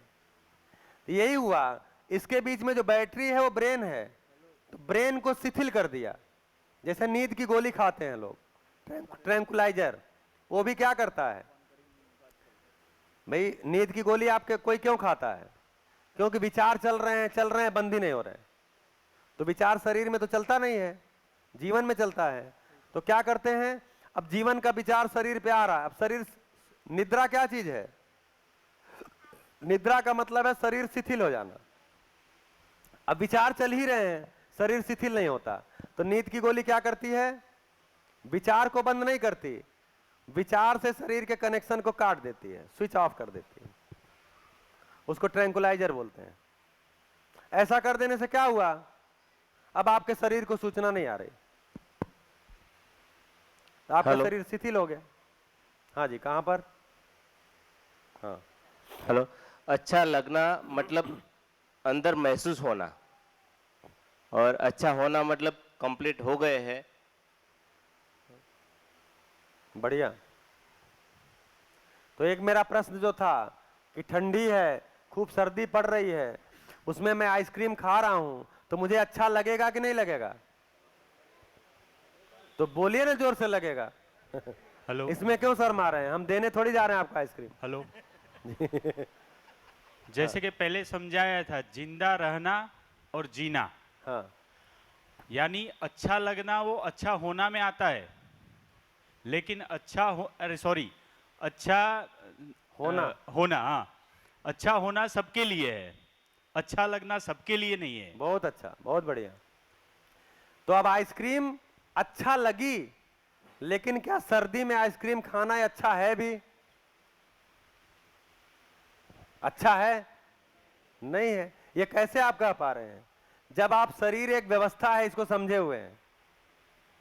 शरीर एक व्यवस्था है, अस्तित्व भी एक व्यवस्था है, इसको समझे हुए हैं, तब आप कह पाएंगे कि अच्छा नहीं है। अगर आप शरीर व्यवस्था को नहीं समझे हुए हैं तो दबा के खाओ आइसक्रीम ठंडी में। लेकिन क्यों आप कह रहे हैं कि नहीं ठीक है? हेलो। क्योंकि आपको लग रहा है कि सर्दी पहले से है, शरीर पहले से ठंडी है, इसमें और ठंडी चीज डालेंगे तो क्या होगा? कफ कोल्ड की शिकायत हो जाएगी, यानी कफ बढ़ जाएगा शरीर में। हाँ जी। अच्छा लगना और अच्छा होना दोनों अलग चीज है। जैसे कि कोई व्यक्ति है तो उसको हम बोलते हैं कि तुम बहुत अच्छे लग रहे हो, लेकिन अच्छे हो नहीं। ऐसा बोलते हैं किसी को? हाँ, डर के क्योंकि थोड़ा- वो उसका शरीर अच्छा है, वो दिखने में अच्छा है, लेकिन उसका स्वभाव और उसका आचरण अच्छा नहीं है। बहुत हिम्मती हैं आप। हाँ, किसी को बोलिए आप अच्छे लग रहे हो लेकिन अच्छे हो नहीं। भैया कहीं अटैक कर दिया, दिक्कत हो जाएगी। ठीक है, लेकिन इससे बात क्या हो गई? अच्छी बात है कि कोई अच्छा दिख रहा है, इसका मतलब अच्छा होगा भी, ये जरूरी नहीं है। ठीक है, तो अच्छा लगना, जैसे करेला बहुत से लोगों को अच्छा नहीं लगता, लेकिन शुगर हो गया है तो डॉक्टर बोलेगा करेला खाओ, तो करेला खाते हैं।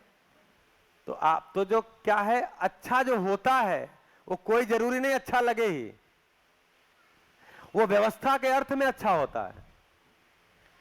मतलब हाँ, हाँ, अच्छा लगना मतलब वो पहले दिखावा, मतलब जो हम देख सकते हैं वो है, और अच्छा होना उसका रिजल्ट है। जी।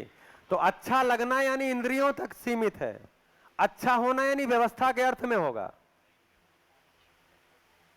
तो व्यवस्था शब्द जुड़ता है, अच्छा होना यानी व्यवस्था के अर्थ में। तो जब जीवन समझता है, समझदार हो जाता है, तो अच्छा लगने पे टिकता है कि अच्छा होने पे टिकता है? तो आपको कोई बात अच्छी लगे इसलिए मैं बोलूंगा, या अस्तित्व के अर्थ में जो अच्छा होगा वो बोलूंगा? जो अच्छा होगा वो मैं बोलूंगा, जो अच्छा होगा वो सलाह में रखूंगा, जो अच्छा होगा वो प्रस्ताव में रखूंगा। आपको अच्छा लगे इसलिए हम कुछ भी करें, इसी का नाम दिया है तुष्टीकरण। आपको अच्छा लगे बस हम करते रहेंगे, आपको अच्छा लगे, आपको अच्छा लगे, पूरी जिंदगी इसी में बीत जा रही है। जी मैं इतना कुछ करता हूं दूसरे को खुश करने के लिए, फिर भी वो खुश नहीं होता। अरे आप खुश हो? नहीं जी। तो जो चीज आप ही के पास नहीं है दूसरे को कैसे दोगे आप? तो बहुत सारे लोग अपनी पूरी जिंदगी लगा रहे हैं दूसरों को खुश करने के लिए, खुशी नहीं होते। बहू बोलती है इतना कुछ करते हैं, सास खुशी नहीं होती। तो कुछ करने से थोड़ी खुश होता है, तालमेल से खुशी होती है। आप खुद को समझेंगे, दूसरा भी मानव है वो भी खुद को समझेगा, दोनों में तालमेल होगा, वो सुख है, वो खुशी है, वो बनी ही रहती है। तो कुल मिला के अच्छा होना, ये जीवन जब समझदार होता है तो अच्छा होने को प्राथमिकता में रखता है। अच्छा लगना वही आहार निद्रा भय प्रजनन, अच्छा लगना वही रूप पद धन बल, अच्छा लगना वही जिंदा होने का धरातल, अच्छा होना जीने का धरातल।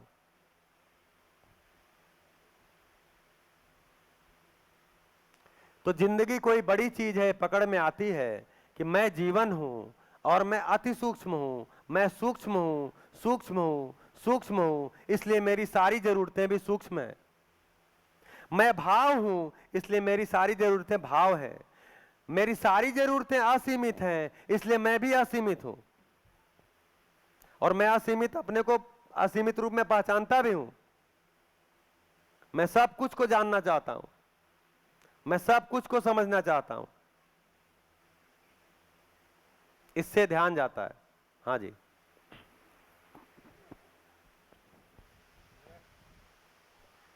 हेलो, क्या ऐसा हो सकता है कि अच्छा लगना मतलब वो मेरे को लग रहा है कि वो अच्छा है, और होना मतलब वो है ही अच्छा? क्या इसका मीनिंग आप ये बताना चाह रहे हैं कि अच्छा लगना मतलब मेरे को लग रहा है भाई ये अच्छा है, हाँ, और अच्छा होना मतलब ये यूनिवर्सल अच्छा ही है? बस। तो आपके लगने से कोई चीज अच्छा होगा या व्यवस्था के अर्थ में कोई चीज अच्छा होगा, ये बताइए। कोई चीज अच्छा है तो वो व्यवस्था के अर्थ में होगा या लगने के अर्थ में होगा, मतलब आपके अर्थ में होगा? व्यवस्था के अर्थ में। जैसे यहां एक चीज और लिखना था, टाइम टाइम पे लिखते हैं, ये जो शरीर की जरूरतें हैं इसमें सबको अलग अलग भिन्नता हो सकती है, लेकिन जीवन की जरूरतों में समानता है।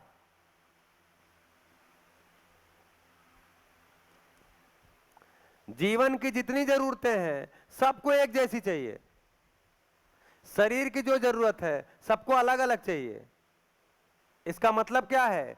अगर शरीर केंद्रित रखते हैं तो हम अच्छा लगना पे जाएंगे, जीवन केंद्रित होते हैं तो अच्छा होना पे जाएंगे, क्योंकि समानता का मुद्दा यहां पकड़ में आता है। उससे पहले कोई समानता पकड़ में नहीं आती। आपको सुख चाहिए, कितना चाहिए? निरंतर। आपको सुख चाहिए, कितना चाहिए? आपको सुख चाहिए, पूरी सभा से पूछेंगे तो सबको सुख कितना चाहिए? निरंतर। अब सुविधा में अलग अलग हो सकते हैं। आपको रोटी अच्छी लगती होगी, किसी को चावल अच्छा लगता होगा, किसी को भाकरी अच्छी लगती होगी, किसी को काली दाल अच्छी लगती होगी, किसी को पीली अच्छी लगती होगी, किसी को इस रंग का कपड़ा अच्छा लगेगा, किसी को दूसरे रंग का कपड़ा अच्छा लगेगा, किसी को एक डिजाइन का मकान अच्छा लगेगा, दूसरे को दूसरे डिजाइन का, किसी को एक तरह की कार अच्छी लगेगी, दूसरे को दूसरे तरह की अच्छी लगेगी, किसी को एक मोबाइल अच्छा लगेगा, दूसरे को दूसरा अच्छा। तो सुविधा के क्षेत्र में समानता हो ही नहीं सकती। तो सुविधा के क्षेत्र में समानता का कोई प्रयास मत करिए। अगर कर रहे हो तो बंद कर दीजिए, वहां समानता की जरूरत ही नहीं है। भाई आपको आलू की सब्जी अच्छी लगती है, हमको भिंडी की अच्छी लगती है। नहीं जी आप भी आलू खाओ, क्यों? मुझे अच्छी लगती है। अरे तो आप खाओ ना। नहीं नहीं आप भी खाओ। क्यों खाओ जबरदस्ती? तो रुचि के क्षेत्र में कोई जरूरत नहीं दखल देने की। अभी हमारे सारे जो समानता का मुद्दे हैं आहार विहार पे लाके टिका दिए हैं। मैक्सिमम झगड़े आहार विहार को लेके हो रहे हैं, कपड़े को लेके, घर के डिजाइन को लेके। उसमें समानता होगी ही नहीं, जरूरत भी नहीं है। लेकिन ये सारी चीजें सबको समान चाहिए। विश्वास सबको चाहिए, कितना चाहिए? असीमित चाहिए। सम्मान सबको चाहिए, कितना चाहिए? असीमित चाहिए। देखिए तो जो धरती पे अभी समानता का प्रयास हो रहा है वो प्रयास गलत दिशा में हो रहा है, सुविधा को लेके हो रहा है। उसमें समानता दिखेगी ही नहीं। शरीर में क्या समानता दिखती है? बोलते हैं जी पुरुष और महिला समान है, पुरुष और महिला समान है। आप समान देखिए, है ही नहीं है। शरीर की डिजाइन ही अलग अलग है, कैसे समान रहेंगे? तो जब भी हम शरीर को केंद्र में बनाएंगे, विचारों को केंद्र में बनाएंगे, विचार में भिन्नता होगी, शरीर में भिन्नता होगी, हम समानता को नहीं पाएंगे।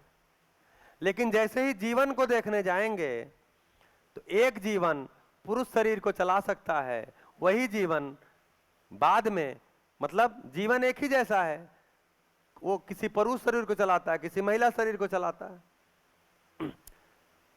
जीवन एक जैसा है, ये कैसे लगता है हमको?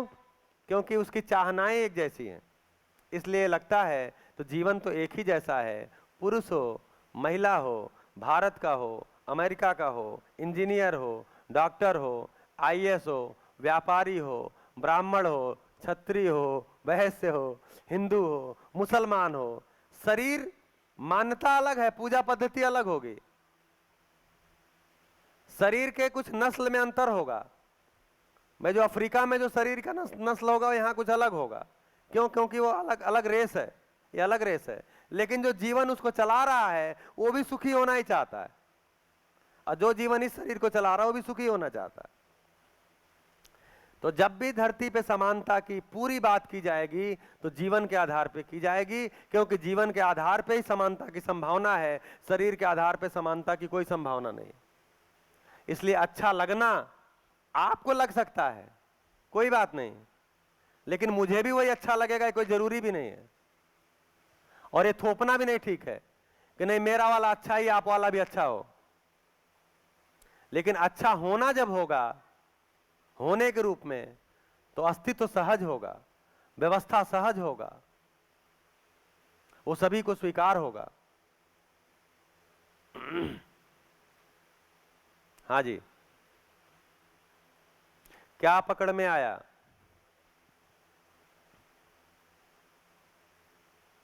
क्या पकड़ में आया? कुछ पकड़ में आया भी कि नहीं आया? हाँ जी, माइक। हेलो, मेरा एक क्वेश्चन है।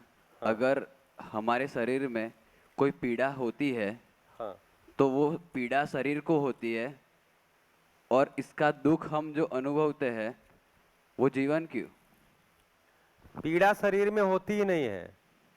शरीर में तो कोई अव्यवस्था होती है, उसकी पीड़ा मुझे होती है। नहीं, अगर मेरी उंगली कट गई, हाँ, मतलब वो शरीर का कोई अंग कटा है, हाँ, शरीर में एक अव्यवस्था हो गया, उसकी पीड़ा किसको हो रही? शरीर को या मुझे? मुझे हो रही है बस।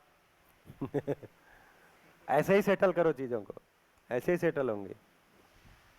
तो शरीर कट गया, शरीर बीमार हो गया, उससे शरीर को कोई प्रॉब्लम नहीं है, प्रॉब्लम मुझे है। क्यों? क्योंकि मैं इस शरीर से ही सुख की संभावना देखा हूं। इसी शरीर से बढ़िया मैंने रसगुल्ले खाए हैं, इसी शरीर से बढ़िया मैंने भोग किया है, इसी शरीर से मैंने एसी का आनंद लिया है, इसी शरीर से मैंने बहुत सारे कार्य किए हैं। इसलिए शरीर परेशान होगा तो दुखी मैं होने वाला हूं, शरीर को कोई प्रॉब्लम नहीं है। जैसे पानी हमने खराब कर दिया, उससे पानी को कोई प्रॉब्लम थोड़ी है। हवा हमने खराब कर दिया, उससे हवा को थोड़ी कोई प्रॉब्लम है। मिट्टी हमने खराब कर दिया, उससे मिट्टी को थोड़ी कोई प्रॉब्लम है। प्रॉब्लम किसको होगी? मुझे होने वाली है। वैसे ही शरीर को मैंने बिगाड़ दिया, उससे शरीर को थोड़ी कोई प्रॉब्लम होगी, प्रॉब्लम मुझे ही होने वाली, क्योंकि शरीर को चलाता मैं हूं, शरीर से सुखी दुखी होता मैं हूं, सुखी दुखी होने वाला मैं ही हूं, सुखी दुखी होने वाली शरीर है ही नहीं है। देखिए, ऐसे कोई नया प्रस्ताव आया है, इसको धीरे धीरे देखेंगे जी। विज्ञान की परिभाषा में शरीर एक माध्यम है जी, और उस माध्यम के द्वारा हम सभी क्रियाएं करते हैं, और एक क्रियाओं से हमें सुख या दुख की अनुभूति होती है। बढ़िया, लेकिन मुझे होती है, शरीर को नहीं होती। शरीर को नहीं होती, हाँ, मुझे होती है। हाँ, मुझे होती यानी है जीवन, हाँ, जी, जीवन में सुख दुख का अनुभव होता है। बढ़िया। तो जो मुझे होती है, तो ये जो मुझे है या मैं है, इसके बारे में विज्ञान में कुछ भी नहीं कहा गया। मानव सुखी दुखी क्यों होता है, इसका उत्तर अभी तक विज्ञान के पास नहीं है। बोलते हैं जी इसके लिए दर्शन में जाना पड़ेगा, इसके लिए फिलॉसफी पढ़ना पड़ेगा। मैं मैथमेटिक्स पढ़ता था, जैसे मैं बीएससी तक तो फिजिक्स केमिस्ट्री पढ़ा, एमएससी में मैथमेटिक्स लिया, तो उस समय क्या बोलते थे, जहां फिजिक्स खत्म होता है वहां से फिलॉसफी शुरू होती है, जहां मैथमेटिक्स खत्म होता है वहां से फिलॉसफी शुरू होती है। तो मतलब सब विषय को कहीं न कहीं जाके खत्म बोलते हैं, उसके बाद मतलब चुप हो जाते हैं। खत्म का मतलब चुप हो जाते हैं, फिर क्या बोलते हैं, इसका उत्तर दर्शन में मिलेगा। और दर्शन सबके लिए उपलब्ध नहीं है पढ़ने के लिए। दर्शन में भी क्या हुआ, दर्शन में भी क्या हुआ, तो कुछ रहस्य ही हाथ लगे। जैसे आदर्शवादी परंपरा में क्या कहा गया कि मानव की समस्त दुख का कारण उसकी इच्छाएं हैं, ऐसा आदर्शवाद में कहा गया कि मानव के समस्त दुख की कारण उसकी इच्छाएं हैं। तो क्या किया जाए, तो बोले इच्छाओं से मुक्त हो जाया जाए। बोले उसकी विधि क्या है, बोले उसकी विधि ये है, परिवार समाज इससे निकलकर कहीं एकांत में जा करके एक विधि अपनाया जाए, एक साधना की विधि अपनाई जाए। उस साधना की विधि अपनाने से एक स्थिति ऐसी आएगी कि आप इच्छा से मुक्त हो जाओगे। अच्छी बात है। तो पहली बात यह है कि जिसकी इच्छा मुक्त हुई वो आके बता नहीं पाया, या आया तो बोला कि जो कुछ मुझे उपलब्धि हुई वो अनिर्वचनीय है, उसको कह नहीं सकते।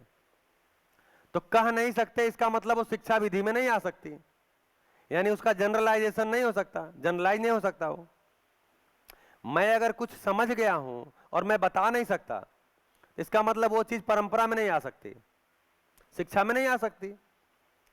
दूसरा, ये विधि भी सबके लिए लागू नहीं हो सकती, साधना विधि। अब दुनिया के 750 करोड़ लोग कहां एकांत ढूंढने जाएंगे साधना करने के लिए? सबके लिए फिजिबल नहीं है, ये प्रैक्टिसेबल नहीं है ना, सब कर पाएंगे। इसका मतलब कुछ लोग ही सुखी होंगे, बाकी को दुखी ही रहना है। ये मॉडल हमको यहां इशारा करता है। मेरा उससे विरोध नहीं है, यह कंटेंट भी साधना विधि से ही आया है। साधना विधि से ये कंटेंट आया है, लेकिन इसके जो प्रणेता हैं उन्होंने कहा है कि मुझे जो साधना में उपलब्धि हुई है उसको मैं आपको बता सकता हूं, और ये शिक्षा विधि में आ सकता है। मैं जैसे समाधान संपन्न हुआ हूं वैसे ही हर मानव समाधान संपन्न शिक्षा विधि से हो सकता है। क्यों? क्योंकि इन्वेंशन कोई एक करेगा, उसका लाभ सबको मिलेगा। भाई दूर संचार की तकनीकी का खोज किसी ने किया, लेकिन मोबाइल सब लोग यूज कर रहे हैं कि सब लोग रोज बैठ कर इन्वेंशन करेंगे सब लोग कम्युनिकेशन सिस्टम का इन्वेंशन करेंगे। न्यूटन ने किसी नियम को पहचाना कि भारी जो भी चीज होती है, ठोस होता है, वो नीचे आके गिरता है। क्यों गिरता है? क्योंकि धरती में एक गुरुत्वाकर्षण की शक्ति है जो उसको खींचती है। तो न्यूटन ने खोजा, बताया। अब हम न्यूटन के उस नियम का उपयोग करते हैं कि हम भी वही खोज करते हैं, जाके सेब के पेड़ के नीचे बैठते हैं, अब गिरेगा, अब गिरेगा, अब गिरेगा हाँ गिर गया, अब न्यूटन का नियम सिद्ध हो गया। ऐसा करते हैं कि हम न्यूटन के नियम का उपयोग करके हम विज्ञान की चीजें बनाते हैं, विज्ञान मतलब टेक्नोलॉजी में लेकर के आए हैं। तो एक नियम जो पहचाना गया, बाद में उसको शिक्षा विधि में लाया गया और उपयोग हुआ। तो वैसे ही इस कंटेंट के प्रणेता बोलते हैं, मैंने अनुसंधान किया, साधना विधि से किया, लेकिन इसको शिक्षा विधि से सब कोई समझ सकते हैं। तो आदर्शवाद में एक सीमा आ गई, बोले जी सबको वही विधि अपनानी पड़ेगी। तो क्या हुआ? लोग उस विधि को अपना नहीं पाए, कुछ लोग ही अपना पाए, अभी भी कुछ लोग अपना ही रहे हैं, लेकिन सामान्यीकरण उसका नहीं हो पाया। फिर एक दूसरी विधि आई, दूसरी परंपरा आई, जिसको भौतिकवादी परंपरा कहते हैं। उसने कहा आपकी समस्या का कारण क्या है? इच्छा। कोई बात नहीं, इच्छा को पूरी करो, क्या समस्या है? अगर इच्छा ही सारी समस्या का कारण है, इच्छा को पूरी करो, कैसे पूरी करो? बताएं कैसे पूरी करो? हैं? नहीं। तो एक आदमी बाहर बैठा हुआ था और उसने देखा कि बाहर जो है वो चिड़िया उड़ रही हैं और वो देख रहा था, अच्छा चिड़िया उड़ रही है, अच्छी बात है, क्या हम भी उड़ सकते हैं? हम भी उड़ते तो कितना अच्छा होता। सोचने लगा, आया, दो चार लोगों से बातचीत किया, देखो चिड़िया उड़ती है, आसमान में उड़ती है, कितना अच्छा है, हम भी अगर उड़ पाते तो ऊपर से पूरी दुनिया को देखते। बोले अच्छा जी आपको उड़ना है? बोले हाँ। बोले अच्छा जुगाड़ करते हैं, आप एक काम करो तब तक जाके कुछ पैसा कमाओ। वे फ्री में नहीं उड़ेंगे ना। तो कुछ लोगों ने जुगाड़ किया, कुछ बनाया, मशीन बनाया, तैयार कर दिया। उसके बाद वो आया आदमी, बोला हाँ जी पैसा कमा के आ गया। बोले आपका जुगाड़ भी तैयार है, अच्छा इसमें उड़ सकते हैं? बोले हाँ जी बैठो, पैसा दो बैठो। बैठे और उड़े, उड़ के ऊपर गए, उड़ते हुए फिर नीचे आकर के लैंड कर गए। बाहर निकले, उन्होंने बोला हाँ जी कैसा लगा? बोले जी बहुत अच्छा लगा, लेकिन बोले क्या हो गया? बोले इसमें उड़ते समय चाय नहीं थी। नहीं, उड़ते समय समोसा नहीं था, समोसा चाहिए। बोले अच्छा उड़ते हुए आपको समोसा खाना है? बोले हाँ जी। बोले ठीक है थोड़ा पैसा और जाके कमाओ, इंतजाम करते हैं। इनको कहां भेज दिया? कहां भेज दिया? पैसा कमाओ। यहां क्या जुगाड़ हो गया? समोसा कैसे दें? फिर वो आए, बोले हाँ जी थोड़ा और पैसा कमा के आया हूं। बोले क्या करना है? बोले उड़ाओ। उन्होंने उड़ाया और उड़ते उड़ते उनको समोसा भी मिला और नीचे आए। बोले जी कैसा लगा? बोले बहुत अच्छा, लेकिन बोले क्या हो गया? बोले जी समोसा गर्म नहीं था। अच्छा गरम समोसा चाहिए? हाँ जी। तो आप क्या करो थोड़ा और कमाओ। इनको कहां भेज दिया? और कमाओ। इधर गरम समोसा का जुगाड़ किया, वो आए, बैठे, उड़े, गरम समोसा मिला और नीचे आए। बोले जी कैसा लगा? बोले बहुत अच्छा, लेकिन बोले क्या हुआ? बोले जी उड़ते उड़ते गिरने का मन हो रहा था। अच्छा उड़ते उड़ते गिरने का मन हो रहा था? जी मेरी इच्छा हो रही थी उड़ते उड़ते गिरूं। अच्छा जी ठीक है मैं उसका भी इंतजाम करूंगा, आप क्या करो? पैसा कमाओ। तो थोड़ा और पैसा कमाने भेज दिया। वो आए, उनको बिठाया, उड़ा दिया, उड़ते उड़ते गिरने का इंतजाम कर दिया। नीचे आए, बोले वाह क्या बात है, बढ़िया उड़ते उड़ते गिर गए, लेकिन बोले क्या हो गया? बोले गिरते वक्त समोसा नहीं था। तो हम सब सारी जिंदगी यही कर रहे हैं, सारी जिंदगी यही कर रहे हैं। और बाजार क्या कर रहा है? आपके जिम्मे एक ही काम दिया है, क्या करो? पैसा कमाओ। कोई टेंशन मत लो। हाँ अगर इन किसी ने कह दिया कि धरती का अमृत इस समय एलोवेरा ही है, तो जी चावल में एलोवेरा, दाल में एलोवेरा, क्रीम में एलोवेरा, साबुन में एलोवेरा, पेस्ट में एलोवेरा, टूथपेस्ट में एलोवेरा, आप देखो बाजार में हर चीज में, डिटर्जेंट में एलोवेरा। बोले आप टेंशन मत लो, आपको एलोवेरा चाहिए, कोई बात नहीं, आप केवल एक काम करो, क्या? पैसा कमाओ, एलोवेरा हम देंगे।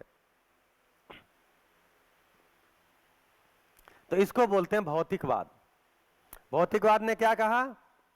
अगर सारी समस्या की जड़ इच्छा है तो आप इच्छा करो, पूरा हम करेंगे, वो टेंशन आप मत लो, आप केवल इच्छा है करो और आके हमको बताओ। अच्छा अगर आप नहीं करोगे तो हम ही बताएंगे कि आपके अंदर क्या इच्छा होगी।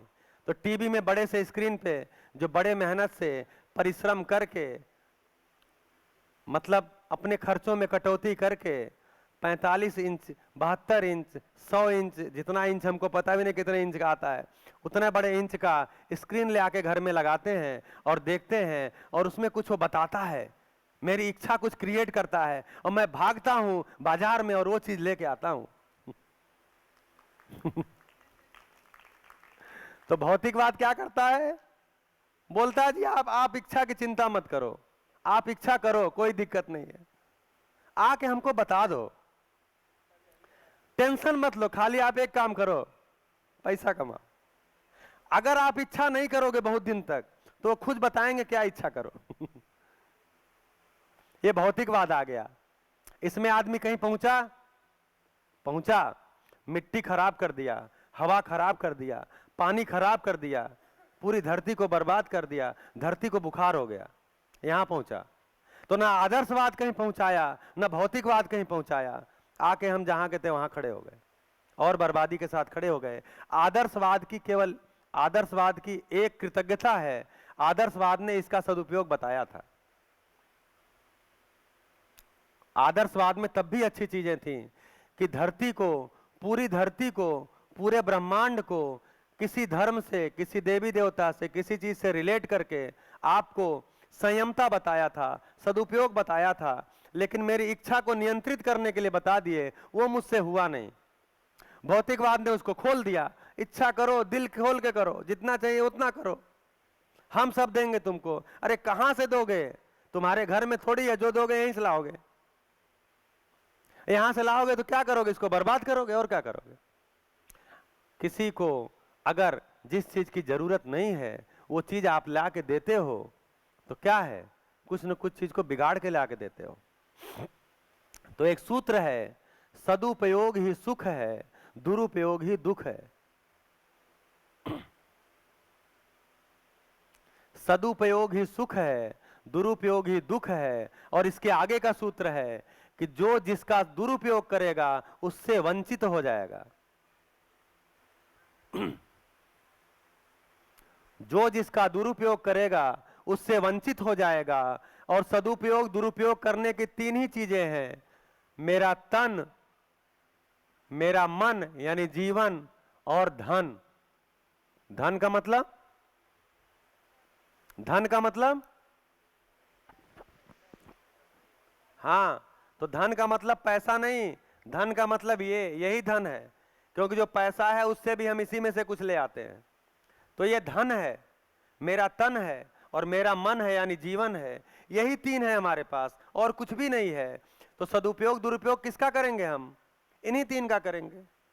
इनमें से किसी भी चीज का दुरुपयोग करेंगे तो उससे वंचित हो जाएंगे। तन का करेंगे, तन से वंचित होंगे। मन का करेंगे, मन से वंचित होंगे, पागल होंगे, डिप्रेशन में आएंगे, दुखी होंगे, पीड़ित होंगे। धन का दुरुपयोग करेंगे, धरती को बीमार करेंगे। पानी खत्म, पेट्रोल खत्म, कोयला खत्म, क्या खत्म, सब खत्म, धरती खत्म, आप भी खत्म।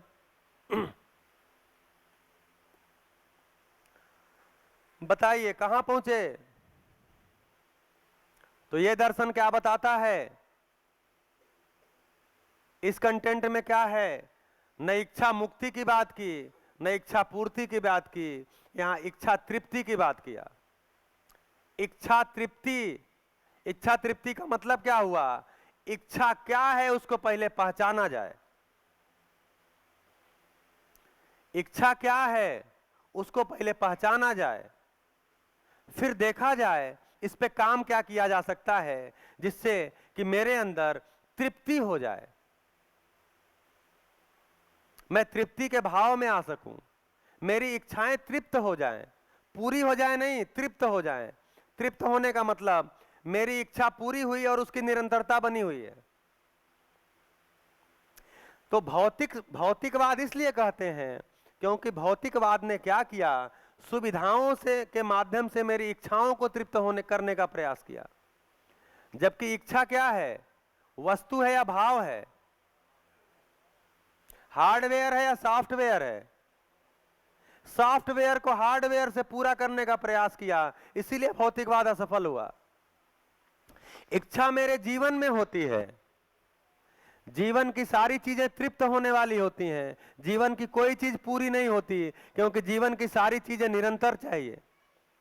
तो इच्छा होना और उसकी पूर्ति निरंतरता, इसलिए पूर्ति का प्रयास किया, असफल हो गए। मुक्ति का प्रयास किया, वो भी असफल हो गए। क्यों? क्योंकि इच्छाएं मेरे में नेचुरल है। जो चीज मेरे में नेचुरल है उससे मुक्ति कैसे होगी? शरीर मेरा नेचुरल है, इससे मुक्ति कैसे होगी? मेरे विचार, मेरी इच्छा, मेरी आशा, ये नेचुरल है मेरे में, इससे मुक्ति कैसे होगी? मैं सुख चाहता हूं, ये मेरे में नेचुरल है, मेरे में मैन्युफैक्चर्ड है ये, इससे मुक्ति कैसे होगी? तो इसलिए इच्छा मुक्ति नहीं हो सकती और इच्छा की पूर्ति भी नहीं हो सकती। क्यों? क्योंकि पूर्ति आप सामान की करोगे, सामान उतना ही चाहिए जितना चाहिए, उससे ज्यादा क्या उसकी पूर्ति करोगे? और इच्छा असीमित है, तो असीमित चीज की पूर्ति सीमित चीज से होती नहीं है। हमने यही रॉन्ग नंबर डायल किया अभी तक, असीमित चीज की पूर्ति सीमित चीज से करने का प्रयास किया। तो जब बोलते हैं सुविधा में सुख नहीं, इसका मतलब ही यह है कि सुविधाएं सीमित हैं, आकार में भी सीमित हैं और संख्या में भी सीमित हैं। जैसे आपने मान लिया कार से सुखी होना है, तो कार का एक लंबाई होगा, निश्चित होगा। फिर धरती पे जितने कार बने हैं उनकी एक संख्या भी होगी। अगर आपको धरती के सारे कार मिल जाएं तो आप सुखी हो जाएंगे? नहीं, मान लीजिए 5 लाख कार है, 5 करोड़ कार है, तो भी तो गिनती में है ना वो तो सारी कंपनियों का डेटा कलेक्ट कर लीजिए, पता चल जाएगा आज तक कितनी कार बनी है, तो भी संख्या में आएगा, गिनती में आएगा। अब आपको सुख कितना चाहिए? गिनती से बाहर, तो आपको उससे कैसे मिलेगा? नहीं मिलेगा, संभावना ही नहीं है। तो अभी हमने रॉन्ग नंबर यही डायल किया है कि जो चीज हमको असीमित चाहिए, जो चीज हमको निरंतर चाहिए, वो चीज हमने सीमित चीज से पाने का प्रयास किया, अनिरंतर चीज से पाने का प्रयास किया। तो जो सूत्र बोला था, जिसका सुख स्वभाव नहीं, उसमें सुख ढूंढना ही मेरी अयोग्यता है, मेरी नासमझी है। मुझे समझदार होना पड़ेगा, मुझे योग्य होना पड़ेगा, सुख को समझना पड़ेगा, सुख कहाँ मिलेगा उसको भी समझना पड़ेगा। जीवन सुखी और दुखी होता है, शरीर सुखी दुखी नहीं होता, तो जीवन को समझना पड़ेगा।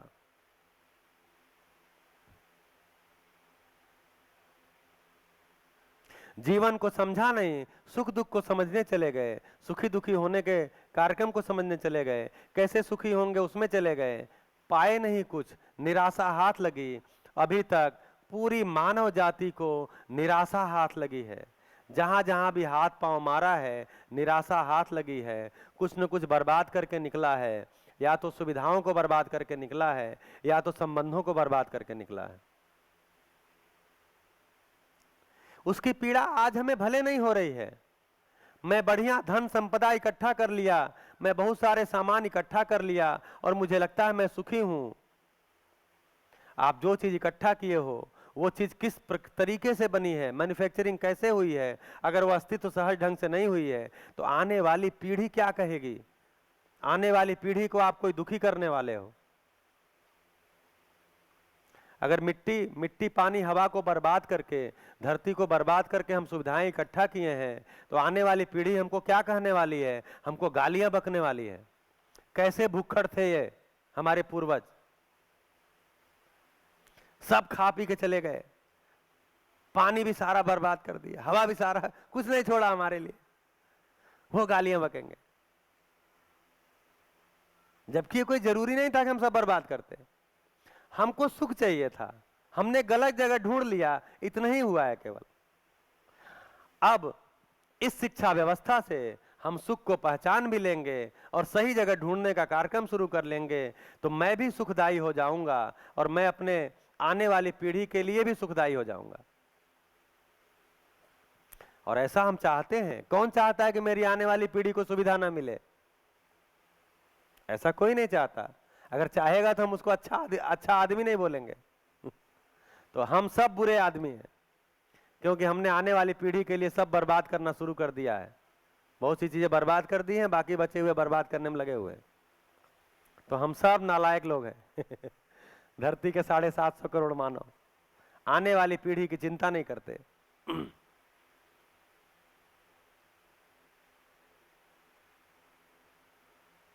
बम बारूद बनाने में लग गए हम पूरी दुनिया में। क्यों बम बारूद बनाने लगे? क्योंकि हमको एक चीज चाहिए। क्या चाहिए? यहां लिखा था, सुरक्षा। हमको क्या चाहिए? सुरक्षा। सुरक्षा ये कोई भौतिक चीज है या मानसिक चीज है?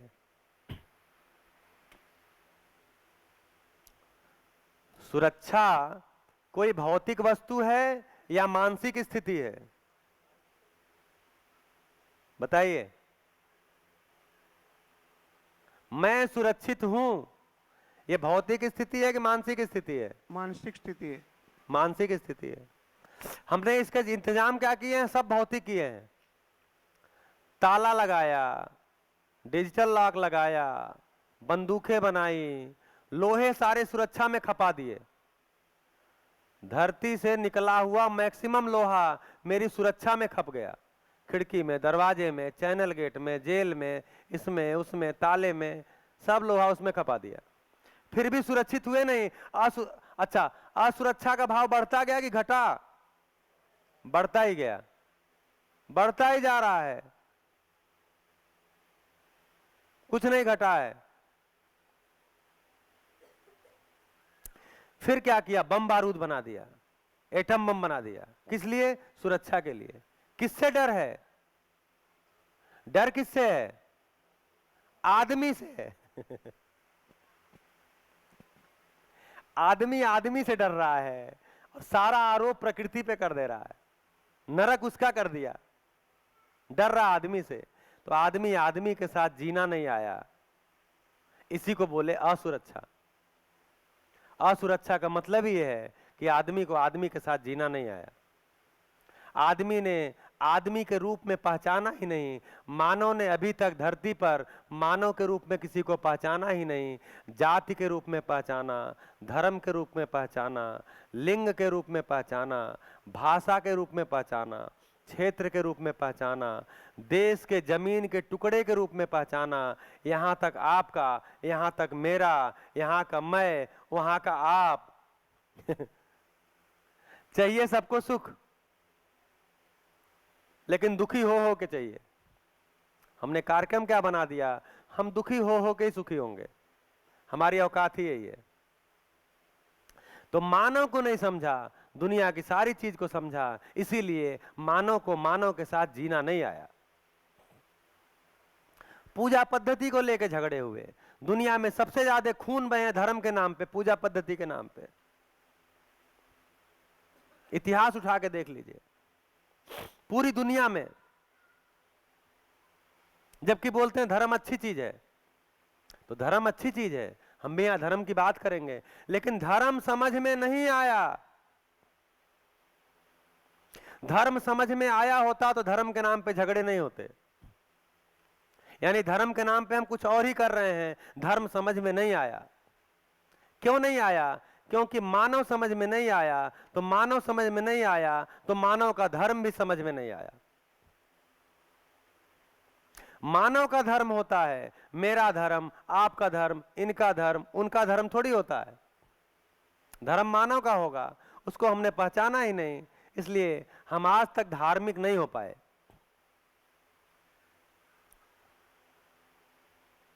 तो हमने झगड़ा लड़ाई को अनिवार्य कार्यक्रम बना दिया और उसकी बहुत गौरव गाथाएं लिख दी हमने। झगड़े लड़ाई की पूरी दुनिया ने लिखी। उससे कोई व्यवस्था तब भी नहीं बनी थी, आज भी नहीं बनी है, ना आगे बनने की संभावना है। भाई आदमी आदमी को मारता फिरेगा, इससे कौन सी व्यवस्था बनेगी? आदमी आदमी को अपना प्रतिद्वंदी बनाएगा, तो ऐसा थोड़ी है बंदूकें केवल सीमा पे तनी है, ऐसा थोड़ी है तोपें केवल सीमा पे तनी है। बंदूकें हर परिवार में तनी हुई हैं। एक पति पत्नी साथ में नहीं जी पा रहे, गिला शिकवा शिकायत मुक्त नहीं हो पा रहे। हमारे पास बताने के लिए एक संबंध नहीं है जो गिला शिकवा शिकायत मुक्त हो। हम आके बता सके विश्वास पूर्वक कि देखिए जी मेरा एक संबंध है जिसमें कोई गिला नहीं है, कोई शिकवा नहीं है, कोई शिकायत नहीं है, जबकि हम गिला शिकवा शिकायत मुक्त ही जीना चाहते हैं। सारा श्रम ही उसी लिए करते हैं। एक संबंध हमने नहीं बना, माने प्रमाण के रूप में नहीं आया जो गिला शिकवा शिकायत मुक्त हो। संबंध में कलेश है। इसका मतलब क्या है? मानव ने मानव को पहचाना नहीं, इसका मतलब क्या है? मानव ने स्वयं को पहचाना नहीं। इसका मतलब क्या है? मानव ने जीवन को समझा ही नहीं कि जीवन कोई अलग चीज है, शरीर कोई अलग चीज है। शरीर को जीवन चलाता है, समाधान चाहता है, जीवन के माध्यम से समझना चाहता है। समझने के लिए शरीर अनिवार्यता है, शरीर की अनिवार्यता है, क्योंकि शरीर में ज्ञानेंद्रियां हैं। उन ज्ञानेंद्रियों से हमको सूचना मिलती है। उन सूचनाओं को समझने वाला मैं ही हूँ, उन सूचनाओं को समझ के जीने वाला मैं ही हूँ। मैंने खुद को समझा ही नहीं, केवल सूचनाओं को सुनता रहा। तो शरीर समाधान पाने का एक माध्यम है। क्यों, क्या, कैसे का उत्तर पाने का एक माध्यम है। इसलिए शरीर चलाना अनिवार्यता है।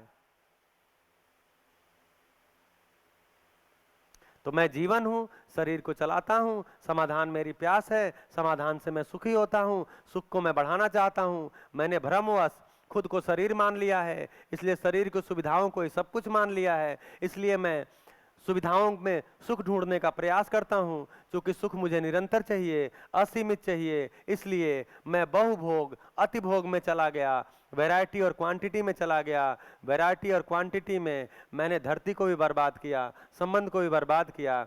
आज मुझे पता चला है कि सुख निरंतर जो चाहिए वो मुझे चाहिए, जीवन को चाहिए। जीवन खुद में एक निरंतर चीज है, इसलिए उसको निरंतर चीज ही चाहिए। वो समझ से आती है। कैसा रहा मेरा स्पीच? तो देखिए, कभी कभी बीच में ऐसा स्पीच भी देना पड़ता है,